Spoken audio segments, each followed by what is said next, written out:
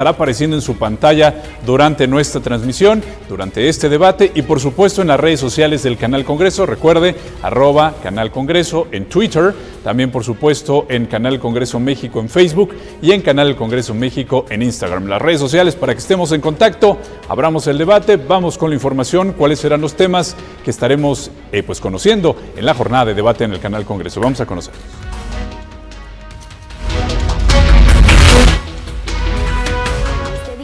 Se debatirán 3 temas principales: mecanismos de transferencias a la iniciativa privada, certificados de energías limpias y energías limpias, inversión privada y CFE. Las energías limpias, como las que provienen del viento, del agua o del sol, son aquellas fuentes de energía y procesos de generación de electricidad cuyas emisiones o residuos, cuando los haya, no rebasen los umbrales establecidos en las disposiciones reglamentarias que para tal efecto se expidan. Así lo señala la Secretaría de Energía. Las energías limpias se dividen en renovables y no renovables. Dentro de las renovables se encuentran las siguientes: eólica, solar, geotérmica, biomasa, hidráulica y oceánica. Por otra parte, la nuclear, la fósil y la proveniente del hidrógeno son las consideradas no renovables. El sector privado quiere implementar nuevos modelos sostenibles con el medio ambiente, lo que incluye transitar a energías renovables bajo un marco regulatorio que se respete y les permita ser un componente en el combate de la urgencia climática. En su caso, el gobierno federal señala que su interés reside en fortalecer a la Comisión Federal de Electricidad para asegurar la generación de energía eléctrica, bajar el precio de la luz y lograr la seguridad y la continuidad en el servicio, entre otros temas. Vale la pena destacar que el Centro Mexicano de Derecho Ambiental considera que cualquier reforma energética debe contemplar cambios indispensables que permitan la sostenibilidad fiscal y energética del país a largo plazo, sin menoscabar la sustentabilidad ambiental. Todo esto bajo un marco de derechos humanos. Finalmente, es importante mencionar que los certificados de energías limpias son títulos emitidos por la Comisión Reguladora de Energía, que acreditan la producción de un monto determinado de energía eléctrica a partir de energías limpias y que sirve para cumplir los requisitos asociados al consumo de los centros de carga. Esto de acuerdo con el Centro Nacional de Control de Energía.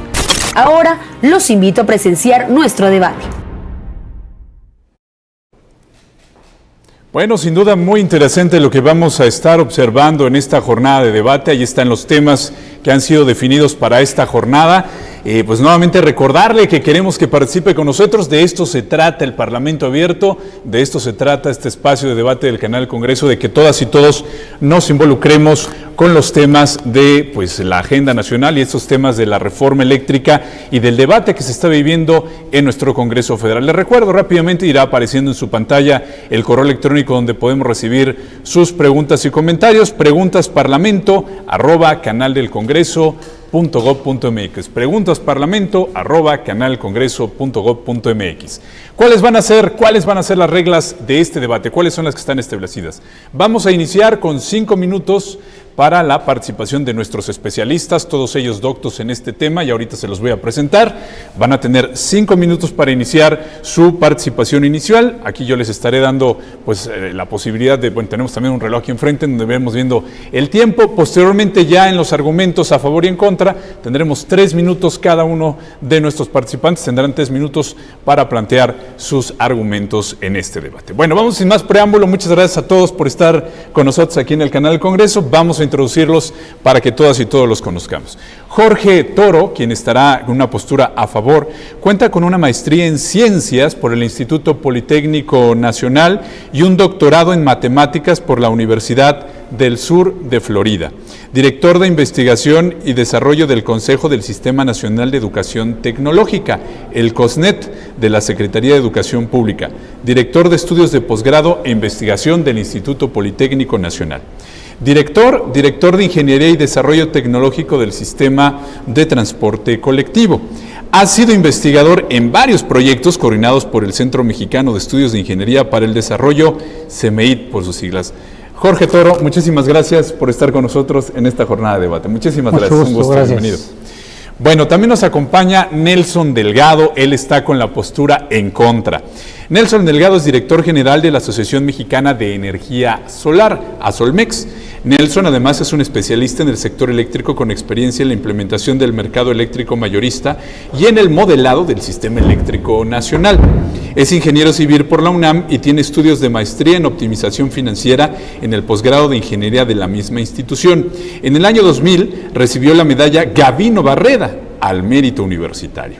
Actualmente Nelson se desempeña como director general de la Asociación Mexicana de Energía Solar, ASOLMEX, y como vocero de la ASOLMEX también y la Asociación Mexicana de Energía Eólica, la AMDE. Participó en la elaboración de los programas de desarrollo del Sistema Eléctrico Nacional, el PRODECEN 2016, 2030, 2017, 2031 y 2018, 2032, y en la determinación de los requisitos para la adquisición de certificados de energías limpias emitidos por la Secretaría de Energía. Nelson, muchísimas gracias por estar con nosotros en este debate. Bueno, también nos acompaña Miguel López, le introduzco. Él está con postura a favor. Subdirector de Contratación y Servicios de la Comisión Federal, de nuestra Comisión Federal de Electricidad, investigador del Observatorio de Salarios, coordinador de la Licenciatura de Economía y Finanzas, director de Inteligencia Energética.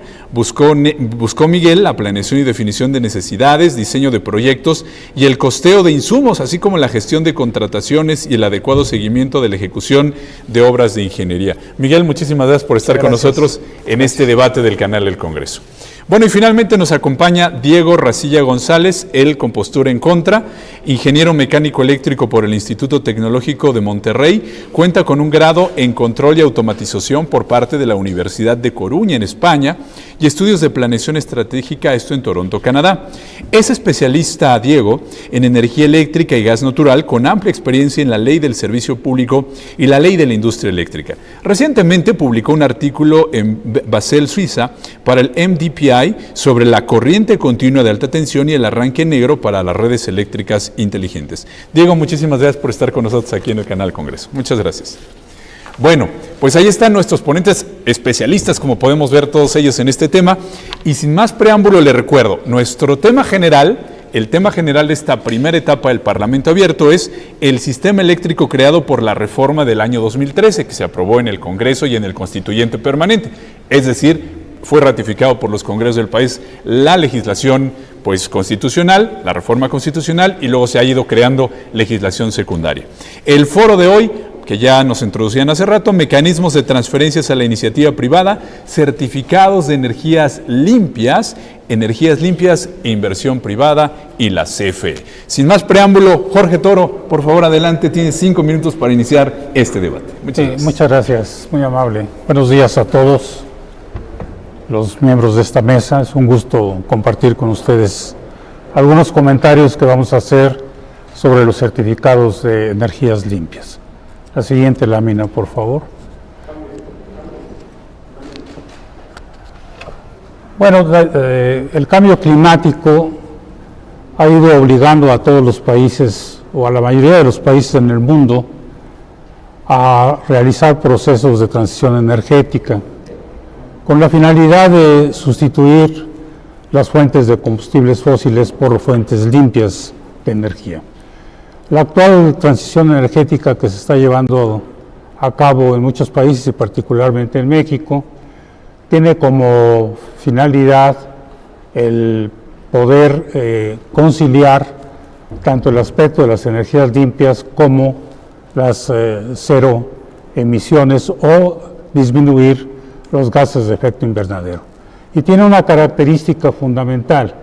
En el pasado se han realizado diferentes transiciones energéticas que tienen por objetivo el poder transitar de fuentes de baja intensidad energética a fuentes con alta intensidad energética.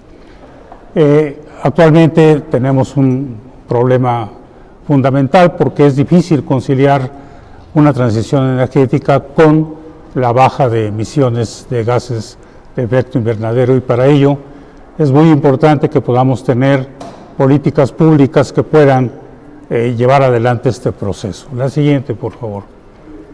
En esta lámina estamos mostrando la meta que México se propuso dentro de la COP21 de disminuir los gases de efecto invernadero en 22%. Como podemos ver en esta lámina, gran parte de la meta o del alcance de la meta se responsabiliza a la generación de energía eléctrica.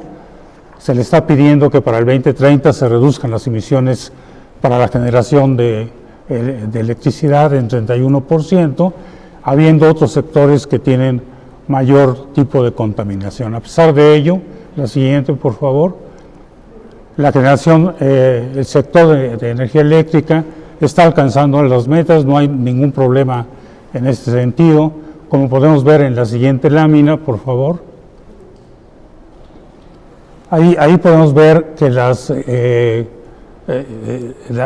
meta de la generación de energía eléctrica inclusive se está sobrepasando ya en este momento, ya que tenemos emisiones al 30.12%.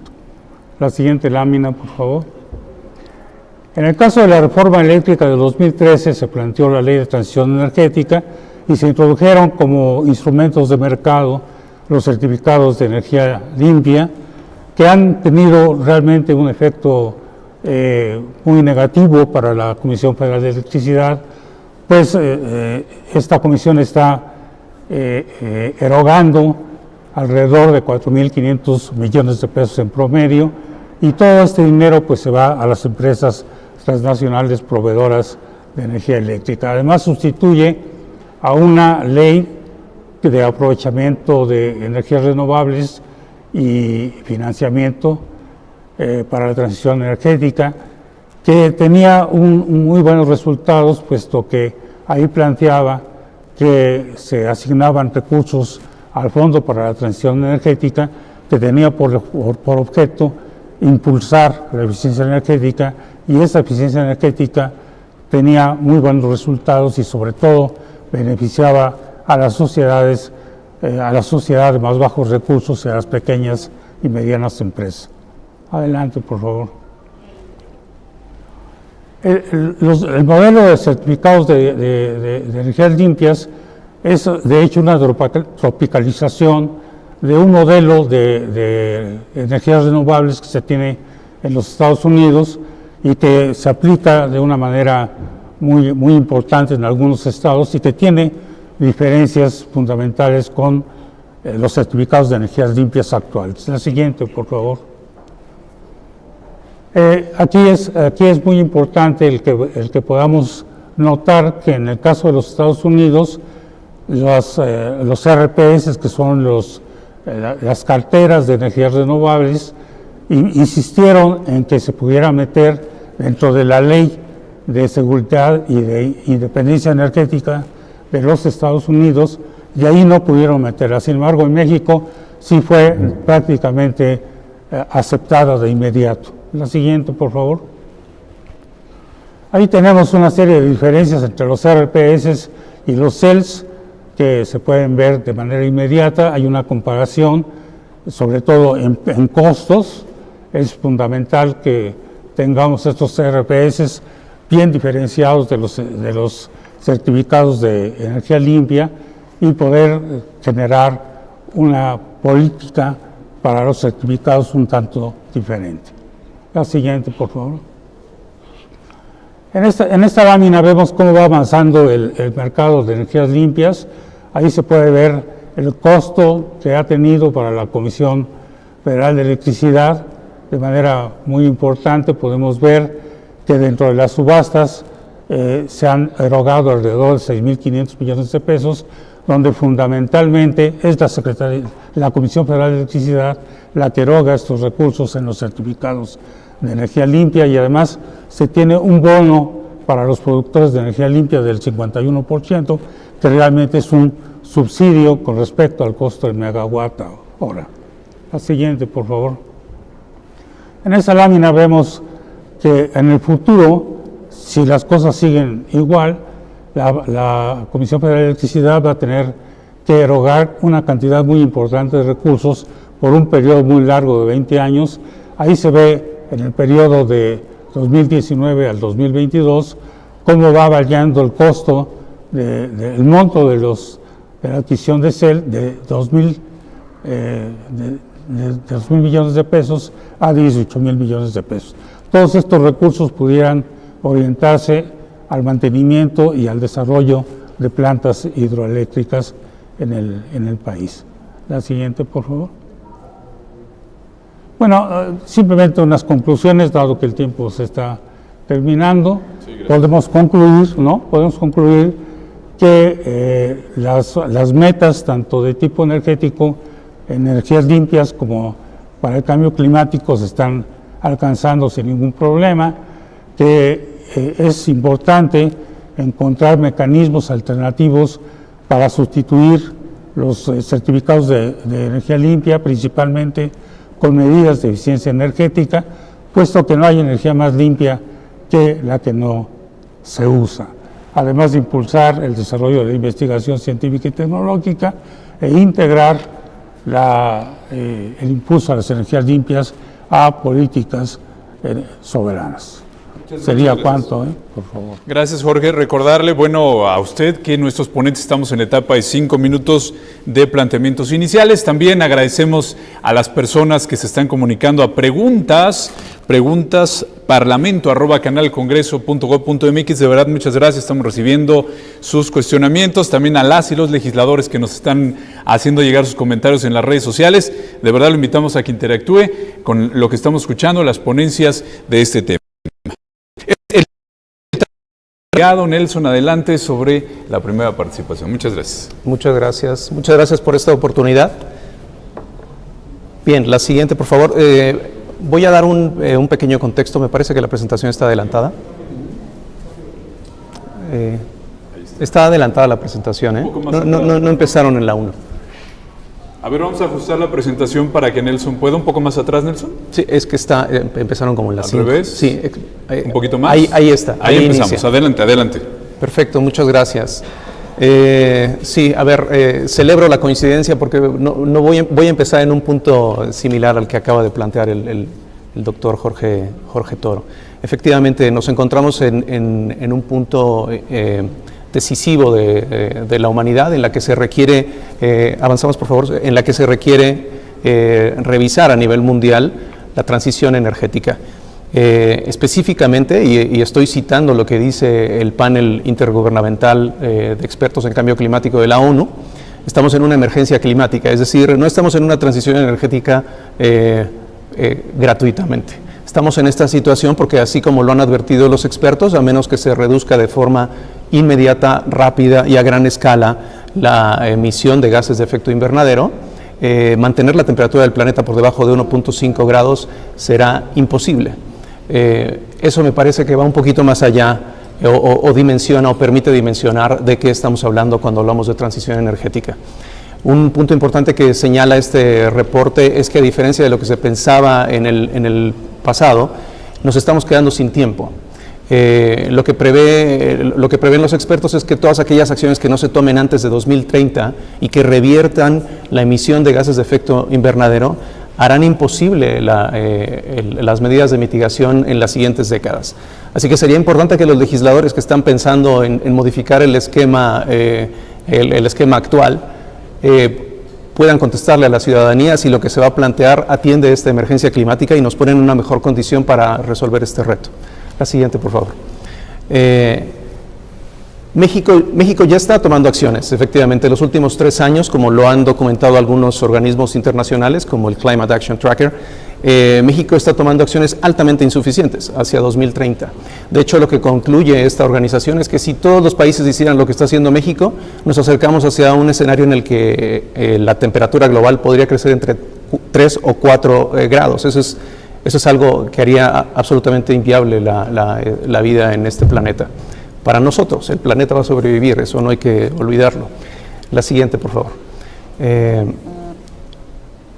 Una condición que cambia efectivamente para el entorno en el que nos ubicamos ahora es que contamos con la tecnología, porque efectivamente cuando se habla de transición energética, esto es una transición tecnológica principalmente. Y si bien aquí podemos ver en este cuadro cómo han evolucionado los costos de las distintas tecnologías consideradas como renovables, Principalmente las tecnologías solar y eólica han registrado caídas de entre el 56 y el 85%, que son caídas muy drásticas que hacen mucho más económica la transición energética en este momento. La siguiente, por favor. ¿De qué tamaño es el monto de la inversión que se requiere? Bueno, a nivel mundial se habla de hasta 4.4 billones de dólares anuales durante los siguientes 30 años y en el caso de México, simplemente de aquí al 2024 nos faltan algo así como 10,000 millones de dólares. Decía que celebraba que arrancáramos del mismo punto respecto de lo que acababa de plantear el doctor, porque hay algunas diferencias. Estos números también son números públicos, solo que estos son los números del SENACE, estos son los números del Programa de Ampliación y Modernización de la Red Nacional de Transmisión, donde se dice que no estamos cumpliendo las metas y no las vamos a cumplir. ¿Por qué la discrepancia? Bueno, hay una discrepancia respecto de cómo se contabilizan ciertas emisiones derivadas de la cogeneración eficiente.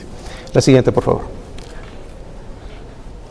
Bien. ¿Cómo se han comportado las inversiones de energía renovable en las últimas 3 décadas? La siguiente, por favor.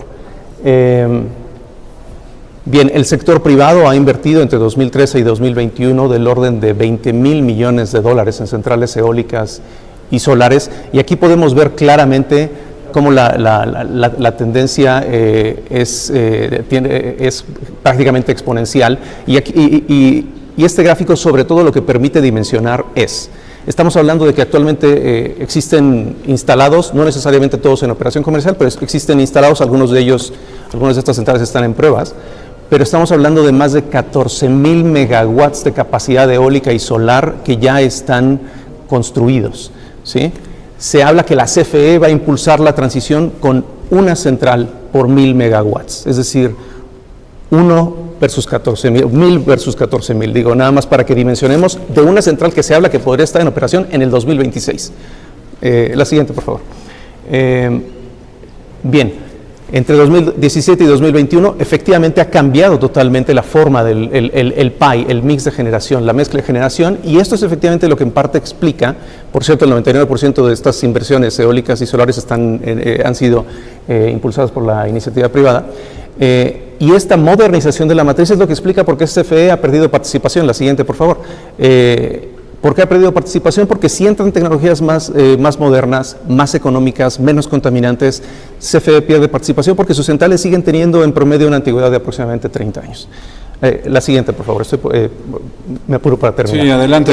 La Comisión Federal la Comisión Federal de Competencia Económica ya ha también evaluado ¿Qué nos espera con lo que ha pasado los últimos 3 años? Porque, a ver, nos convocaron a este foro para hablar de un modelo que está suspendido hace 3 años. Entonces, lo que concluye la Comisión Federal de Competencia Económica es que México no cumplirá con la meta comprometida de generación limpia para 2024. ¿Por qué no lo va a cumplir? Porque están suspendidos los mecanismos de subastas, están suspendidos los mecanismos de certificados de energías limpias, y hay cambios en el marco regulatorio que han incrementado la incertidumbre legal para los inversionistas. La siguiente, por favor.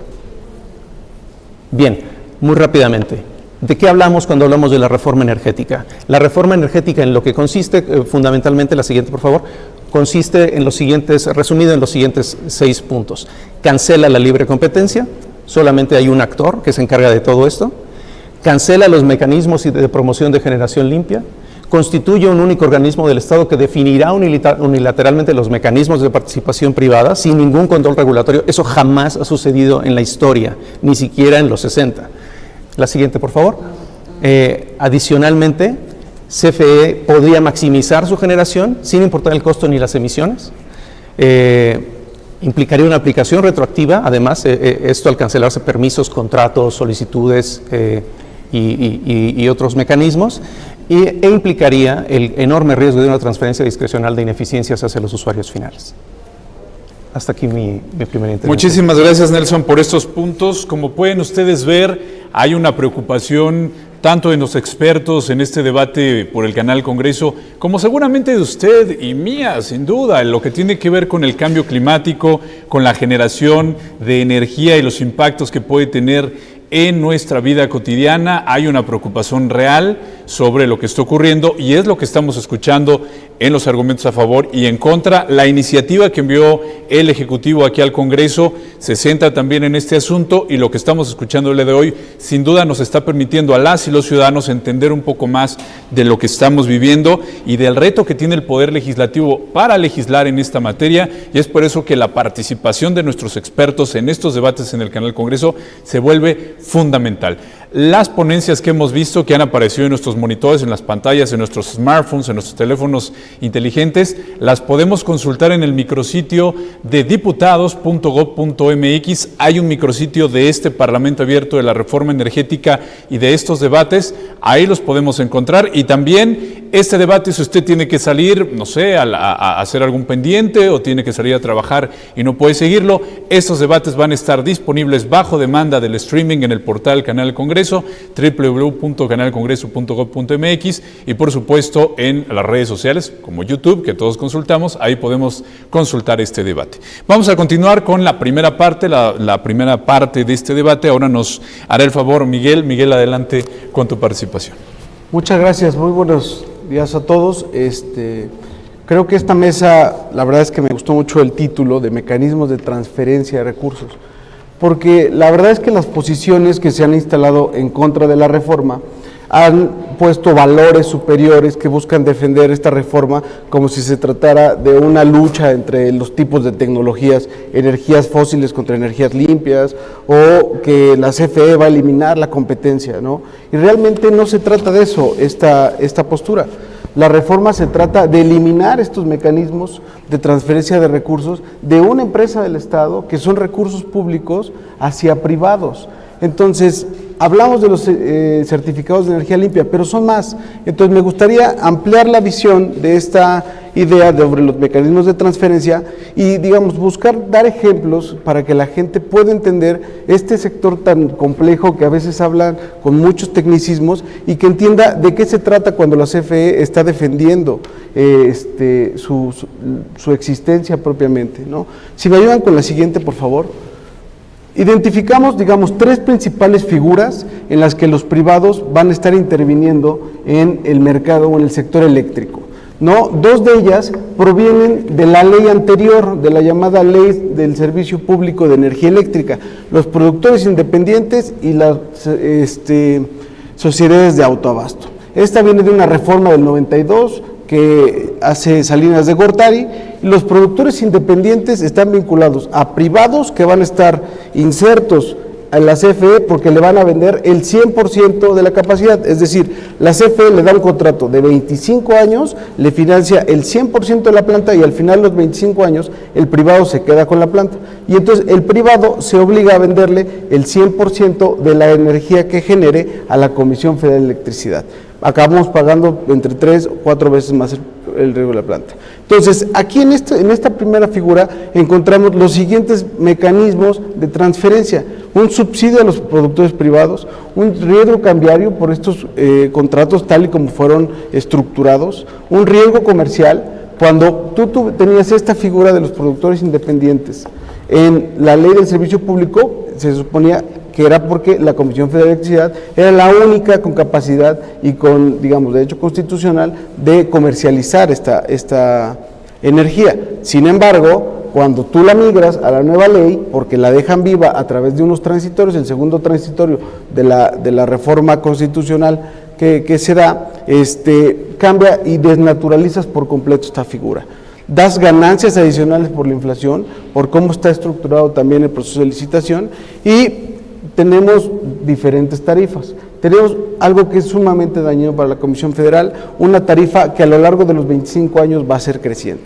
En el caso del autoabasto, aquí creo que se ha señalado de manera generalizada, tenemos a los privados que utilizan esta figura, digamos, de manera fraudulenta, y hay que decirlo tal cual, en la que se supone que esta figura, cuando se conceptualiza dentro de esta ley del servicio público, era para el autoconsumo, para el autoabastecimiento, y encubren dentro de esta figura jurídica los llamados socios de paja o los socios de papel, que con 50 centavos de dólar se vuelven socios y utilizan y aprovechan distintos mecanismos que tiene esta figura, como es el no pago de la transmisión, el no pago del respaldo y también el llamado pago de la demanda evitada, ¿no?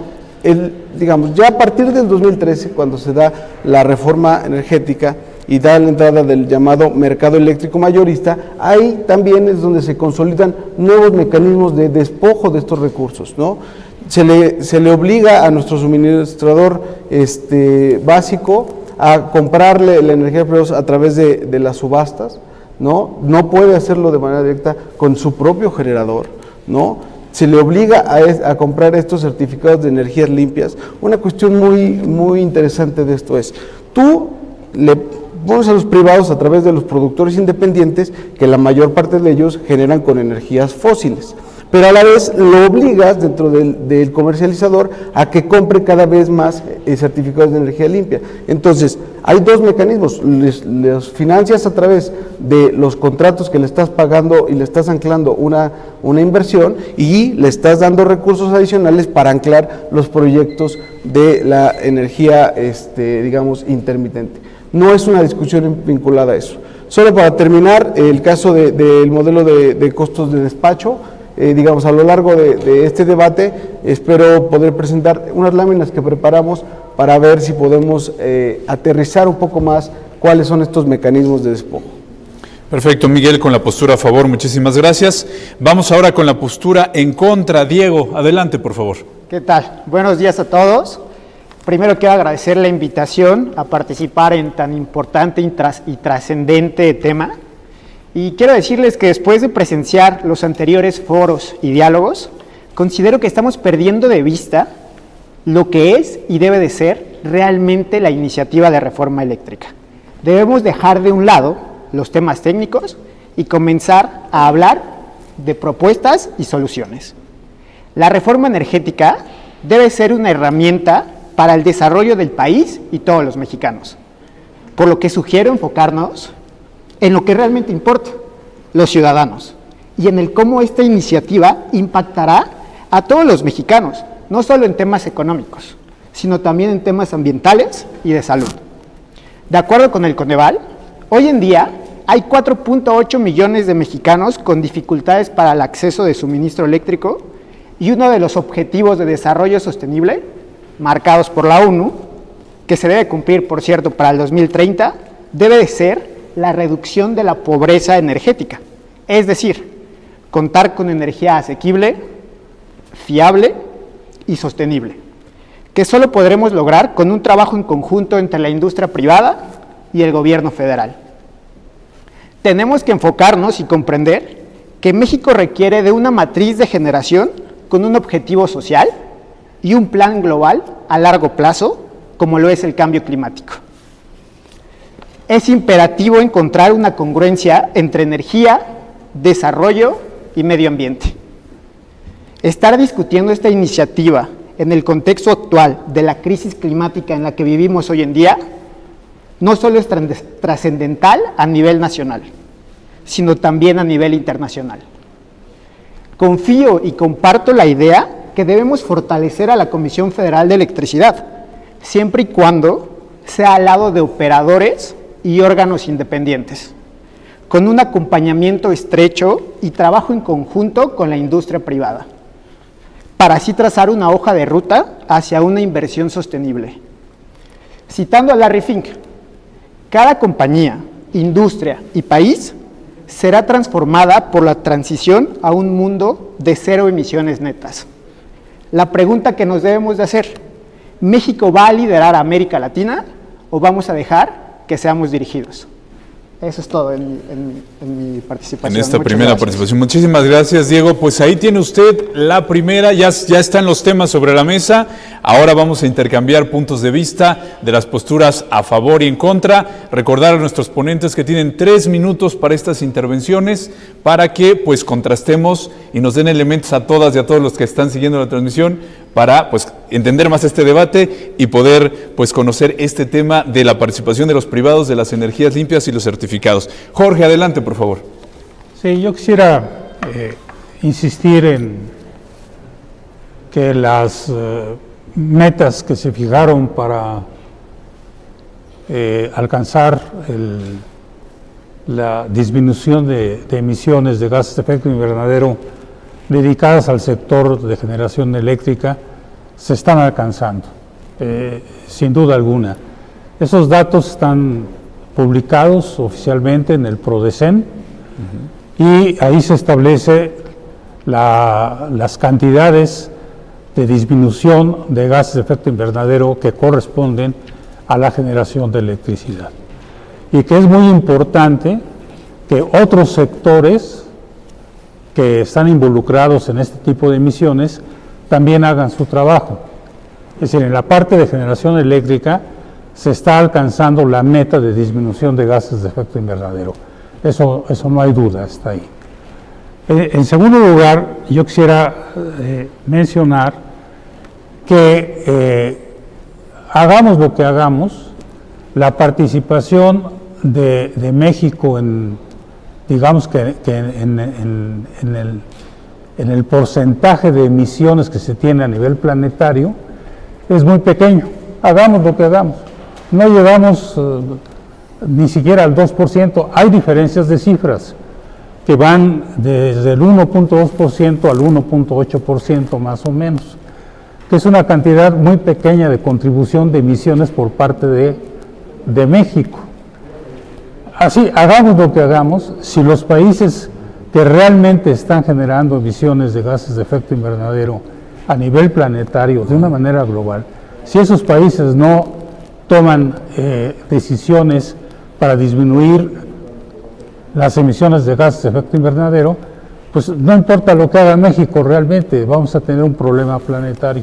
Eso no quiere decir que en México no pongamos atención en el problema ambiental. Lo debemos de tener porque genera problemas de salud para la sociedad mexicana, pero realmente nuestra contribución a las emisiones a nivel planetario es muy pequeña. Entonces yo concluiría en esta parte del debate, para no tomar más tiempo, que en el sector de generación eléctrica se están alcanzando las metas de disminución de gases de efecto invernadero con toda claridad y están publicadas. Eso para contestar un poquito lo que decía Nelson, ¿no? Que no estábamos muy de acuerdo. Gracias. Muy bien, Jorge, pues ahí lo tienes. Sin duda, esto que plantea es fundamental porque sí, todo el tiempo escuchamos pues los encuentros de la Organización de las Naciones Unidas respecto a este tema del cambio climático y sin duda, pues preocupante. Y no obstante, lo que dice que si bien México no es uno de los países que más contamina, pues ya se están tomando cartas en el asunto. A ver, Nelson, los argumentos en contra de esto que estamos escuchando. Sí, no sé si pudiéramos volver a proyectar la presentación. Hay una lámina que no tuve tiempo de presentar. Vamos con la presentación de Nelson, por favor, si nos apoya. La penúltima lámina. Adelante, penúltima lámina, por favor. Bueno, aprovechando mientras buscan esto, recuerden que estamos... de todos modos, sí, adelante, Nelson. Si me permite. Sí. Porque me parece muy pertinente lo que se acaba de comentar. Si efectivamente se están reduciendo las emisiones, como efectivamente también lo documenta el Centro Nacional de Control de Energía, que las emisiones se están reduciendo o se han reducido en los últimos 5 años, la pregunta es si con esta reforma se van a seguir reduciendo, se van a reducir más rápido o se va a detener esta inercia. Nuestra conclusión es que se detiene y que lo que pasa, que los números que estamos viendo son resultado de las inversiones que venían ya comprometidas desde años previos. Y siempre es importante hablar con evidencia. Bueno, ¿qué dice el Laboratorio Nacional de Energías Renovables de Estados Unidos, NREL? Bueno, lo que dice es que si se diera prioridad a la generación de centrales de CFE, tendríamos principalmente 3 efectos. Y esto, por cierto, se hizo con un modelo bastante granular, bastante refinado del sistema eléctrico nacional. Bueno, lo que concluyó el Laboratorio Nacional de Energías Renovables es que los costos de producción crecerían en más del 52%, las emisiones en más del 65% y la utilización de centrales eólicas y solares se reduciría hasta en un 90%. Entonces, insisto, más allá de la foto actual, más allá de si efectivamente la tendencia es acercarnos hacia las metas de generación limpia que se habían planteado en la Ley de Transición Energética, y en la Ley General de Cambio Climático. La pregunta sería si con una reforma vamos a estar en una mejor condición. Nuestra conclusión es que no, y la evidencia respalda que efectivamente no estaríamos en una mejor condición, ni en una mejor condición de costos, ni en una mejor condición de emisiones, y haríamos un muy mal uso de ya la infraestructura existente de energías renovables. Gracias. Nelson, muchísimas gracias. Esto que señalas y estas leyes que, como decimos los abogados, invocas aquí al final, nos permiten un poco decirle a las personas que nos están escuchando y siguiendo, que el tema de las energías limpias siempre está en la agenda legislativa.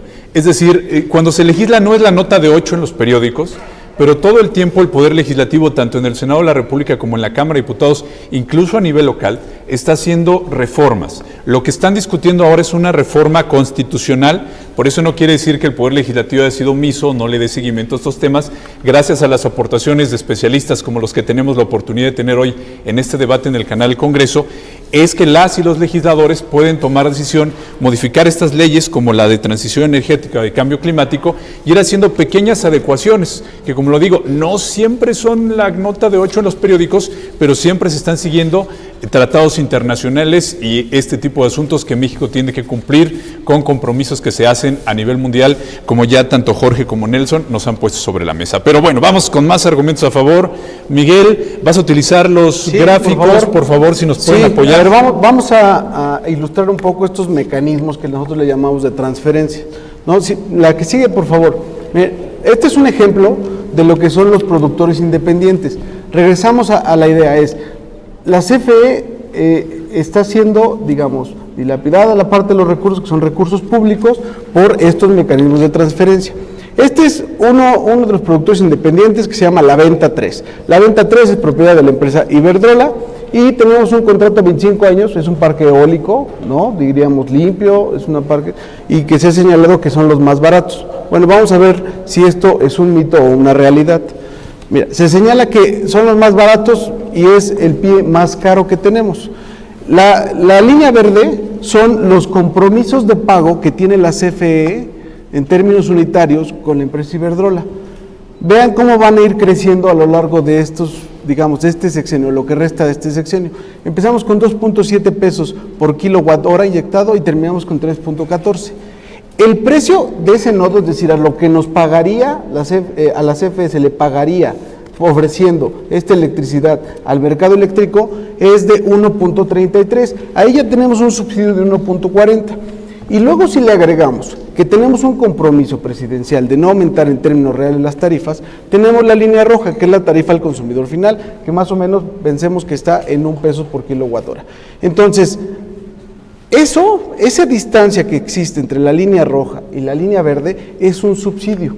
Es un subsidio que se tiene que cubrir a través de o deuda o subsidios directos por parte de energía o desafortunadamente trasladándolo a la tarifa, ¿no? Esto es uno de los que tenemos. La que sigue, por favor.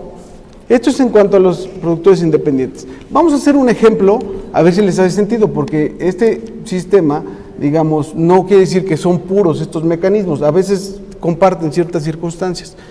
Veamos si al sector empresarial le haría sentido este ejemplo. Pensemos en McDonald's y en Burger King. Pensemos que McDonald's tiene que contratar a Burger King para que monte una cocina con una capacidad de hacer 1000 hamburguesas, ¿sí? Y Burger King decide que en esa cocina donde ya le puso McDonald's la capacidad del gas, de la tubería para estructurar estas hamburguesas, él dice, voy a poner 2 cocinetas más para que yo tenga una capacidad y pueda vender ese excedente, ¿no? Ya le ancló McDonald's toda la infraestructura, ya le ancló McDonald's, le va a pagar todos los costos variables que implica el pan, digamos, la carne para hamburguesa, etcétera. Sin embargo, esto, ¿por qué lo tenía que hacer McDonald's? Porque estaba obligado a venderle o dar estas hamburguesas a toda una ciudad. Sin embargo, ¿qué es lo que pasa con la reforma del 2013? Que eso se rompe y entonces se mete un nuevo mecanismo en el que estos excedentes que tenía Burger King los puede vender con la población más rica. Y McDonald's ya no puede venderle las 1000 hamburguesas a la población. ¿Por qué? Porque se tiene que someter a las llamadas reglas del despacho. Y eso le limita que de poder vender las 1000 a poder vender 200. Sin embargo, las 100 hamburguesas que tiene como excedente Burger King, las puede acomodar porque él habla de que tuvo un contrato con sus asociados. Así de ridículo se escucha, ¿no? Seguramente no existe este mecanismo entre los privados porque es ruinoso. Bueno, entonces, porque si es así de ruinoso, a la CFE se le impone con una situación igual. Iberdrola no es una subsidiaria, no es una empresa de suministros, es un competidor dentro de este mercado, ¿no? Entonces, ¿por qué tenemos que estar anclando inversiones en las que se van a quedar en propiedad de los privados, con tarifas que van haciendo, digamos, crecientes a lo largo del tiempo, y ellos utilizan las figuras de autoabasto para señalar que tienen supuestos socios, cuando en realidad lo que están haciendo son actividades comerciales, aprovechándose del no pago de esa carretera? Después vamos a traer el ejemplo de cómo es que este autoabasto se puede reducir, pero espero haber sido claro. Gracias. Claro que sí, Miguel. Pues, Diego, ahí lo tienes. A esto de las hamburguesas, a ver, tú estás en contra de la iniciativa, platícanos. Sí, precisamente me llama mucho la atención lo que menciona Miguel. Vamos a imaginarnos qué pasaría si CFE genera toda la energía, tanto de privados como la que hoy en día está generando, ¿no? Un dato publicado por Senasi y por la CRE en noviembre de 2021 nos dice que CFE compró 8.9 millones de megavatios hora. Todo esto le costó 7.693 millones de pesos. La industria privada generó por ahí de 18 millones de megawatts hora, gastó más o menos 10,000 millones de megawatts hora. Entonces, si sumamos o vamos a eliminar los productores independientes de energía y venden la energía más barata, podemos decir que CFE necesita 10,615 millones de pesos adicionales solo por un mes. Es decir, necesita un presupuesto adicional de 127,380 millones de pesos para poder generar lo que hoy en día están generando todos los productores independientes de energía. Siguiendo ese punto o esa diapositiva de los costos de los productores independientes de energía, podemos tomar un dato publicado por la CRE, igual en noviembre de 2021, que la energía o el total de los costos operativos variables de la Comisión Federal de Electricidad estuvieron rondando los 2,000 pesos el megawatt hora. El costo real de los productores independientes de energía estuvo rondando alrededor de 953 pesos el megawatt hora, y las subastas a largo plazo, que en su mayoría es energía eólica y energía solar, estuvieron en un costo de 373 pesos el megawatt hora, ¿no? Esto es muy importante y podemos ver que la energía renovable es mucho más económica. La industria privada está apoyando bastante o está ayudando a la Comisión Federal a que pueda vender energía y que tengamos energía suficiente en todo el país. Ya para terminar, retomo el tema que mencionaba el doctor sobre México. No contamina tanto a nivel mundial, ¿sí? Es cierto, pero ojo, nosotros tenemos un objetivo, debemos cumplir lo que dice el Acuerdo de París y no lo vamos a llegar. No tenemos ni el 10% planeado para cumplirlo, nos hacen falta 14,000 megawatts para lograrlo.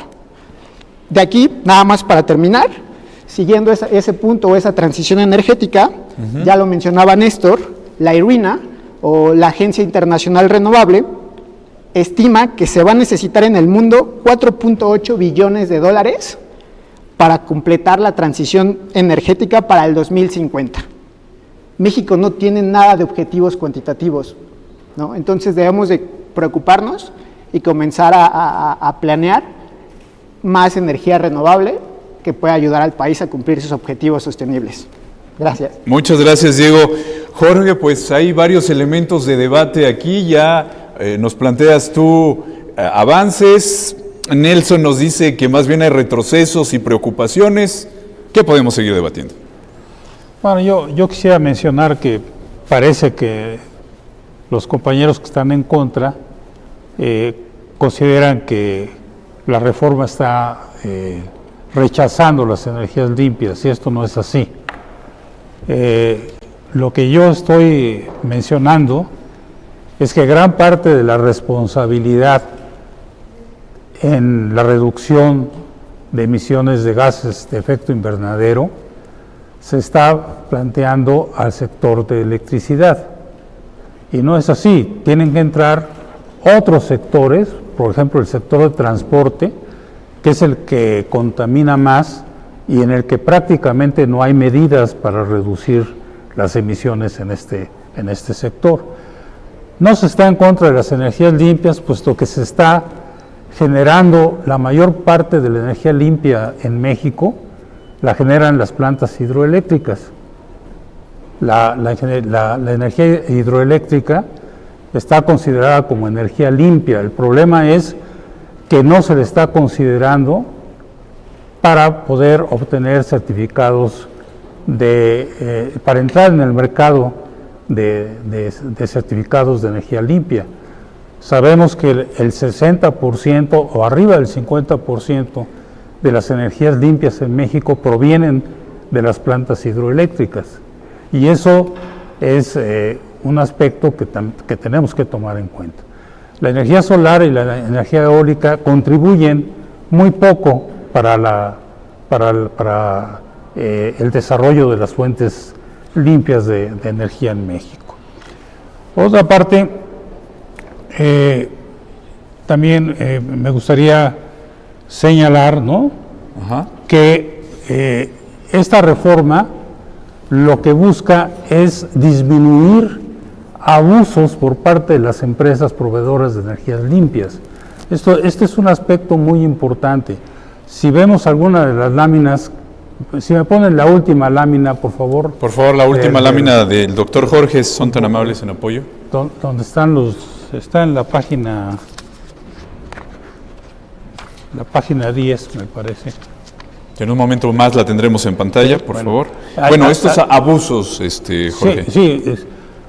¿Por qué razón? Porque gran parte del financiamiento para el desarrollo de las energías limpias viene precisamente del gobierno federal y viene particularmente de la venta de certificados de energía limpia. La anterior, por favor, es la anterior. La anterior. Miren, en esta gráfica, en el periodo de 2019 a 2022, se tiene una erogación para los CES requeridos por la Comisión Federal de Electricidad, que empieza con 2,000 millones y termina con 18,000 millones. En promedio, yo ya he dicho anteriormente que andamos en 4,500 millones de pesos.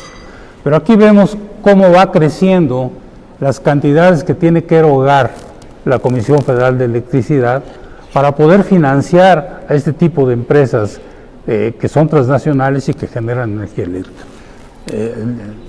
energía eléctrica limpia. De tal forma que el problema no es anular las energías limpias, es tener un marco que pueda permitir el desarrollo de las energías limpias, pero sin dañar los aspectos financieros de la Comisión Federal de Electricidad.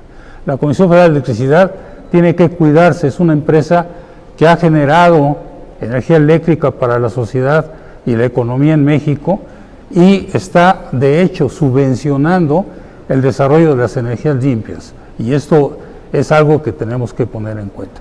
Y no se está nulificando porque la reforma eléctrica planteada permite que el 46% de la generación de energía eléctrica sea limpia. El problema es un problema de competencia. ¿Y por qué se nulifica la Comisión Federal de Electricidad? ¿Por qué no se le permite competir en condiciones iguales? Y desde luego hay razones que pudieran entenderse por parte de las transnacionales, pero estamos ante una competencia que no es realmente una competencia adecuada para la Comisión Federal de Electricidad. Y eso es lo que estamos defendiendo. No estamos en contra de las energías limpias, estamos en contra de los abusos por parte de las empresas transnacionales y por el gran financiamiento que tienen de parte del gobierno federal para su desarrollo. Eso es lo que podría yo comentar. Muy bien, Jorge. A ver, Nelson, tú nos das datos preocupantes y Jorge nos está planteando preocupaciones también, lo que tiene que ver con la empresa, la participación en la iniciativa privada. Adelante, por favor. Sí, me faltó aclarar desde mi intervención pasada una imprecisión que se ha comentado ya un par de ocasiones. Las hidroeléctricas sí tienen derecho, sí es una tecnología considerada limpia en el artículo 3 de la Ley de la Industria Eléctrica vigente. Sí reciben certificados de energía limpia. Creo que a lo que se refiere el doctor es que se estableció un criterio para otorgar certificados únicamente a las centrales que entraran en operación después de la publicación de la Ley de la Industria Eléctrica en agosto de 2014. Esa precisión es importante porque ese tecnicismo es perfectamente salvable, es decir, si lo que se quiere es que la energía limpia que se genera en las hidroeléctricas de CFE reciba certificados, se puede hacer perfectamente. El problema es que si se hace eso, dado que todos los mecanismos están conectados, hay que modificar el requisito para el otorgamiento de certificados, es decir, hay que aumentar la obligación para que entonces el volumen total de certificados coincida con las metas de generación limpia, es decir, volvemos a la casilla inicial, no necesitamos una reforma constitucional para corregir ese supuesto abuso en contra de la Comisión Federal de Electricidad. Segunda precisión, se dice que todo se está cargando al sector eléctrico injustamente porque México genera muy poco, aporta muy poco. México es uno de los países, está entre los 20 países que más aportan o que más tendrían que hacer respecto de la transición energética. Y es importante aquí también recordar una cosa, cuando hablamos de transición energética y nos concentramos en el sector eléctrico, es porque la descarbonización es mucho más sencillo realizarla en un sistema centralizado como el sistema eléctrico. Y una vez realizada la descarbonización del sistema eléctrico, es mucho más sencillo electrificar otros sectores. Entre esos otros sectores está el sector transporte, pero hacerlo a la inversa implica una trayectoria mucho más de mucho más largo aliento. No, insisto con el tema, no tenemos tiempo. Creemos que tenemos tiempo de seguir definiendo reglas, de seguir cambiando estructuras y que de todos modos tendremos condiciones tan ventajosas que podremos seguir impulsando la inversión. Yo creo que estamos muy lejos de estar en esa condición. Siguiente punto. Los certificados, como lo ha dicho la Comisión Federal de Competencia, son un mecanismo que lo que hace es evidenciar que efectivamente hay costos sociales por las emisiones y hay costos sociales por no invertir en generación limpia. Entonces, efectivamente, lo que hacen los certificados es que le asignan un costo a esa externalidad, es decir, a esa afectación a la salud, porque efectivamente eso lo garantiza la Constitución, el derecho a un medio ambiente sano. Y es por eso que estos mecanismos tienen como propósito acelerar o tratar de fomentar o acercar el cumplimiento de las metas de generación limpia. Y hasta ahí lo dejo, que se me termine el tiempo. Gracias. Muy bien, Nelson, pues ahí están los argumentos. Miguel, a favor de todo esto que estamos escuchando. Claro, mira, creo que ahorita el comentario de Diego me da oportunidad, a ver si pueden ayudar con la lámina 6. Tiene que ver con también unos datos que son falsos y que se presentan así, ¿no? Esto es, digamos, de acuerdo a las reglas que tenemos hoy del mercado, decimos únicamente vamos a tomar para ver quién va a subir esta energía a la red, los costos variables. No vamos a tomar los costos fijos para tomar esa decisión, solo los costos variables, y decimos las energías intermitentes, como es el caso de la fotovoltaica y la eólica, el aire no cuesta y el sol no cuesta. Entonces, el costo es cero y siempre entran. Primer elemento, lo que garantiza eso es que sean ellos los que siempre puedan subir esa posición. Y dirías, es lo que tiene que ver porque es una cuestión de disponibilidad, pero realmente es una cuestión de disponibilidad porque sean las más eficientes. Claro que no. Si nosotros cambiáramos el concepto y dijéramos que el despacho o el criterio para subir la red fuera no el costo variable, sino el costo total, porque dentro del costo total están involucrados los costos de inversión, están involucrados otros factores, como se le llamaba el factor de planta, es decir, la energía fotovoltaica y la energía eólica no pueden generar todas las 24 horas del día. Entonces, la cantidad de horas, el 29%, el 23% del tiempo del año, en ese 23% tiene que amortizar toda esa inversión, que es una inversión no muy diferente a la que se tiene por costo de kilowatt, ¿no? De megawatt instalado, para el caso de las energías convencionales. Entonces, ve por ejemplo el caso de Iberdrola en el pie, el ejemplo que di hace rato. Pasó de ser la que tenía costo cero a ser la más cara, a ser la que en última instancia hubiera despachado. Decía ahorita Diego, que que los productores independientes son los más baratos. Ahí tiene un error. ¿Por qué? Porque el costo que está presentando no considera el costo de la reserva de capacidad de los gasoductos. Si tú consideraras y le sumaras el costo de reserva de capacidad de los gasoductos, de toda esta red de gasoductos que siguió endeudando a la Comisión Federal de Electricidad, el costo no es de los 900 o 0.9, el costo sube a 1.35, mientras que la Comisión, incluyendo los costos de los gasoductos, está en 1.05. Es decir, es falso que los productores independientes sean más baratos que la Comisión Federal de Electricidad. Entonces, ¿qué es? Reitero la idea, son mecanismos de transferencia de recursos públicos que tiene la CFE porque es el obligado a pagarle a los privados, ¿no? ¿Por qué? Porque le tiene que pagar, tiene que despachar su electricidad, la tiene que comprar suministro básico porque lo estás obligando a estar comprando cada vez más certificados de energía limpia cuando tiene también estos compromisos con los productores independientes. Y digamos, cerrando un poco la idea con también lo que ha señalado Nelson, creo que el planteamiento de Nelson, digamos, no estaría en disonancia con lo que ha planteado la reforma. O sea, incluso el elevar la transición energética a un rango constitucional habla de la importancia que tenemos que señalar. No podemos decir, y tenemos que decir la verdad en términos de datos y evidencias, tal y como lo acaba de decir Nelson.